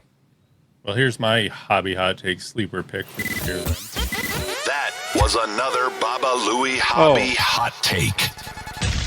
Jump the gun on that one. Sorry. Yeah. Must have taken the blue pill. He's a little ahead of the game here. Jesus. Man, you just ruined it. Got you. Watch out for Jackson Blake this year, I think, you guys. Okay. Oh, Jackson Blake. Yeah, he's good. All right. Moving on. Cad Schiller. How many products have sold out from e-Pack on the platform? Seems like some 2021, 22, and 22-23 products could be discontinued soon because shops don't have demand for it. The Redemption's Dilemma, likewise for damage claim replacement cards and other COM-C inventory, will need to be destroyed otherwise, so they can remove it from the site if it doesn't sell. What do y'all think? Did I read that right? It sounded like I bounced around. Well, e-Pack discounts are awesome, and they've kind of been a little bit of a saving grace, I think, if you're a U.S. collector, and we've had the box price disparity now. I do think, too, that they, once a quarter, Dave, something like that, they put older products on sale to try to move them out? Yeah, for sure. Right.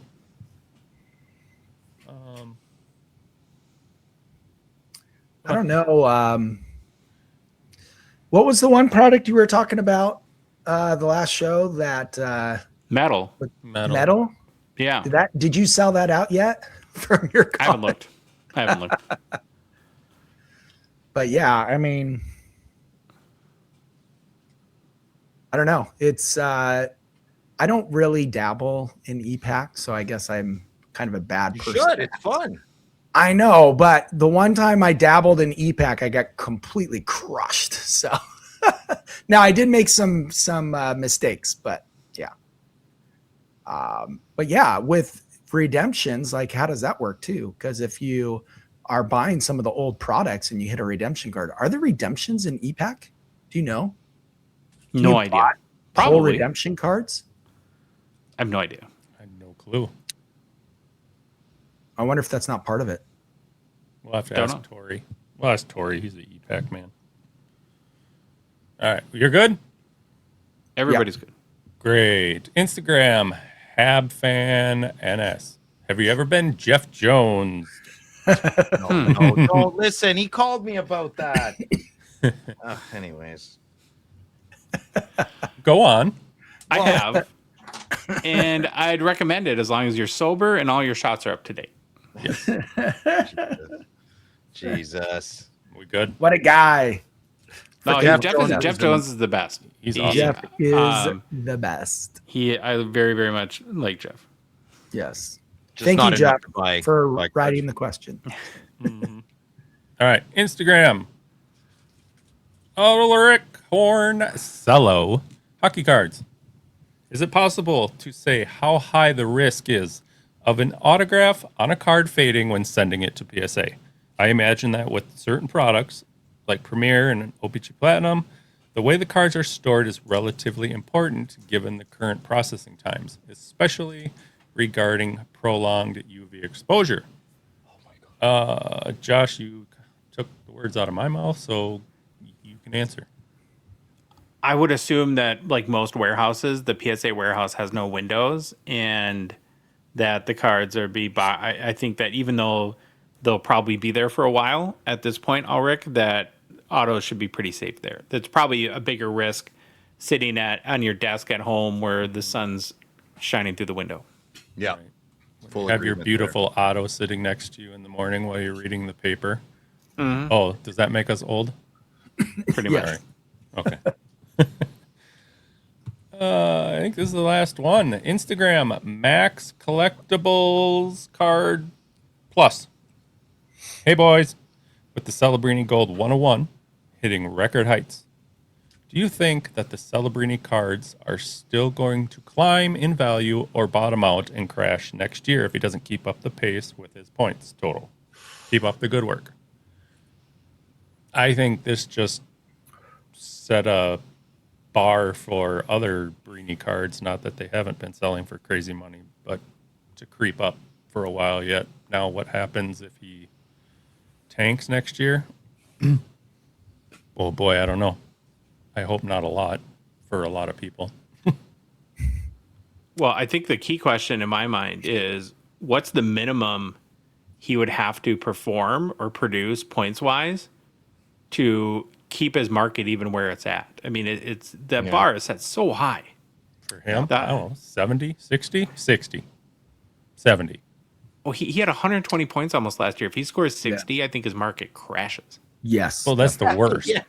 That's the worst. yeah. What I'm saying for his market to stay where it is, not even go up. Like, Oh. does he have He to has score to- 120 points again to? Well, I would think he'd have to get easily into the hundreds to keep his market where it's at. He can't get less than 100. If he You can't, can't get less than 100. If he Listen, dropped- Austin Matthews scored over 40 goals. They're like, he had a bad year. I agree with Yeah. that. But like, strip down all my opinions. That's insane. A hockey player scores over 40 goals and he's crappy. Come on. Yep. So Celebrini has to have over 100 points this season to maintain where he's at now. I think so. And again, it's not. I think you have to separate like the player and the hockey analysis of it, if you want to call it that, from the expectation that gets set with hobby market prices. If he has 26 goals and 82 points, does that justify a $1.3 million rookie card? No. Right. I mean, that's the, and I think that's the word of caution. Like if you're going to be over the next couple months at card shows or online and looking for any significant Celebrini rookie cards and shelling out big bucks, it's like and you care about the market value over the next 12 months or few years, you have to really consider, like, what is the minimum that you think this guy has to do to even maintain where this is at, and your level of confidence that will happen. Yep. It's got a lot of hype, though. Got a lot of hype. And so, he's a great kid, cute kid, Yeah. well-spoken, says sir to people, doesn't speak like nags, probably. Or he probably does, just knows when not to, Camera's off. Yeah. All right, boys. Personal pickups. Phil. Nothing. Thanks, Louis, for doing that. I was still panicking, but just a little bit less. Sure. David. I got a bunch. Shocking. Yeah. I know. These are the ones I opened up on Friday Nights with Phil. So You're double dipping? I don't double dip, for the record. It's all right. You can not a double dip. It's my personal pickups of the week. I save them. Well, let's get them started so we can get Double dipping. We got the 23-24, the Cup, the show auto, Charlie Simmer. I love these show cards, the white ones. Did he sign that one on the pontoon? Yeah, maybe. On the pontoon there. Sitting right next to me in his little cut-off jean shorts. And his Daisy Dukes, which is all His sort of Daisy weird, Dukes with his mustache. Yeah, for sure. So I just had to pick this up. King's Legend, and great looking card with a great auto. So, and it was cheap, super cheap. And then the next one is 2019-20 Ingrained Complete Sticks auto out of 25 of Grant Fuhr. Anytime I can find a legend complete sticks or a future Hall of Fame player of the complete sticks, I'm looking to pick it up. That's a sick card. That's nice. It's really nice. I love these cards, and I'm just going to keep buying them. So if they're available. And then the next one is sorry, I missed that one. No, go back. There you go. God. I love these cards. This is the Quentin Byfield Fanimation PSA 10 card. I probably have about 10 of these now in my collection, and sorry. I love the card with the big head. It's just funny, and I like it. So I'm gonna keep grabbing the ones I want. Yeah. Future first line center of the LA Kings, which I don't know. It's just that'll because we get you don't to have the promised centers. land. We'll be bragging. Yeah, I don't know if he's going to get us to the promised land, I'd but probably we'll take give him him a at this shot point. and see what happens. And then the next one, this was a great pickup. This one I actually picked up while I was cruising around on Josh's boat in Minnesota. So this one popped up on eBay, and I messaged the seller, and we negotiated a price, and we're able to get it. So this is the Mario Lemieux 2008-9 O-Pee-Chee Premier Remnants jersey auto out of 10. I just completely love these O-Pee-Chee Premier cards, and now they're super on my list, and I check and look for them every single day. And did you really negotiate with this one? Yeah, it's the one where you put the one in and he took it, and you were like, "Oh, damn it!" No, he had it. He had it for a buy it now price. He had it listed for $500, but it was there was no negotiation. It was just buy it for $500. There wasn't an option for an offer. So I messaged him and I said, "Hey, would you be willing to do 400?" And he said, "I'll meet you in the middle at 450." And I said, "Done." So grabbed it for that. So very happy with that pickup. I'd like 20% credit for this card because I believe I tried to spend your money and talk you into it. That is true. That is true. Me and Josh, this is why you have good friends in the hobby who sometimes you try to talk yourself out of a card and they talk you back in. So Josh talked me back into making sure I secured this card. I find it to be one of importance with O-Pee-Chee Premier only having 2 years of the set. So pretty cool card. Is and that then it? One more. Last one is Wow. So this is from Tom, 101 sports card collector. He had this in his collection. We met at Chicago National. And then we were just messaging each other, and he said, "Hey, I got this card in my collection. I think you might be interested." And I went, "Oh my gosh, yes." It's the Luke Robitaille 2012-13 Panini Dominion laundry tags, 1 of 1. This is the only laundry tag I have in my collection. But as you can see, for the good listener who can't see, the laundry tag is the CCM Yeah, tag. final And boss of laundry tags. it is the ultimate of laundry tags. So had to, if I'm going to be a Luke Robitaille collector, come on, I got to have this card in my collection. I'm going to be a laundry tag guy. I'm This a is laundry the tag one. snob. Yes. I only collect the best laundry tags. That's right. That's right. I only collect the best laundry tags. So big shout out to Tom, and thanks for working out a deal with me. So glad to add that to my collection. That's it. I'm done. Sweet. I have one pickup. It was a gift because I've been on buyer's timeout after going on an unexpected spending spree at the National. But I really, really like this card. It's a Wayne Gretzky hollowed hardware from 2024-25 SPX.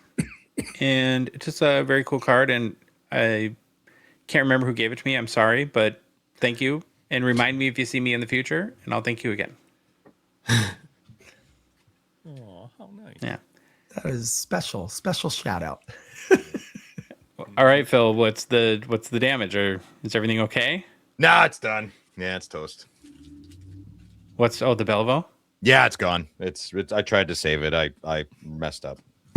Oh, I'm sorry about that. Move on. It's all good. My fault. I should have cleaned up my office yesterday. All right. Well, I was going to ask you if you had fun, but now I won't. Dave, you have fun? Holy moly. I had fun, and I'm sad for Phil. Dave. I'm kidding. I love you. All good. All good. If you like the episode, please leave a rating and review on Apple, Spotify, whatever podcast app you listen to us on. If you love the show, you want to support us, want to chat with us on the Hockey Cards Gongshow Discord server, please consider a $5 a month donation. Join our $999 support level tier on Patreon. Link is in the show description with their Instagram, TikTok profiles, and our website, hockeycardsgongshow.com, or on Patreon's website, patreon.com. Just search for us at Hockey Cards Gongshow. Follow us on social media. We're old, but we're cool. We're on Instagram, Facebook, TikTok, Twitter, and YouTube. And boys, the Hockey Cards Gongshow podcast is a production of Dollar Box Ventures, LLC. Have an amazing start to your week. We'll be back with another action-packed podcast on Thursday. Baba Louie takes us out. Bye. It's the Gong Show, we're dropping the facts. Hockey cards on fire, no holding us back. Josh looking sharp, the face of the scene. Feeling pork chop pants, rocking it clean. Baba Louie in the booth, he's the man with the plan. The best producer in all the land. Gong Show Nation, let's hit the flow. It's the Hockey Cards Gong Show, let's go, let's go. Wanna say them in and show. Oh, this is bad. God.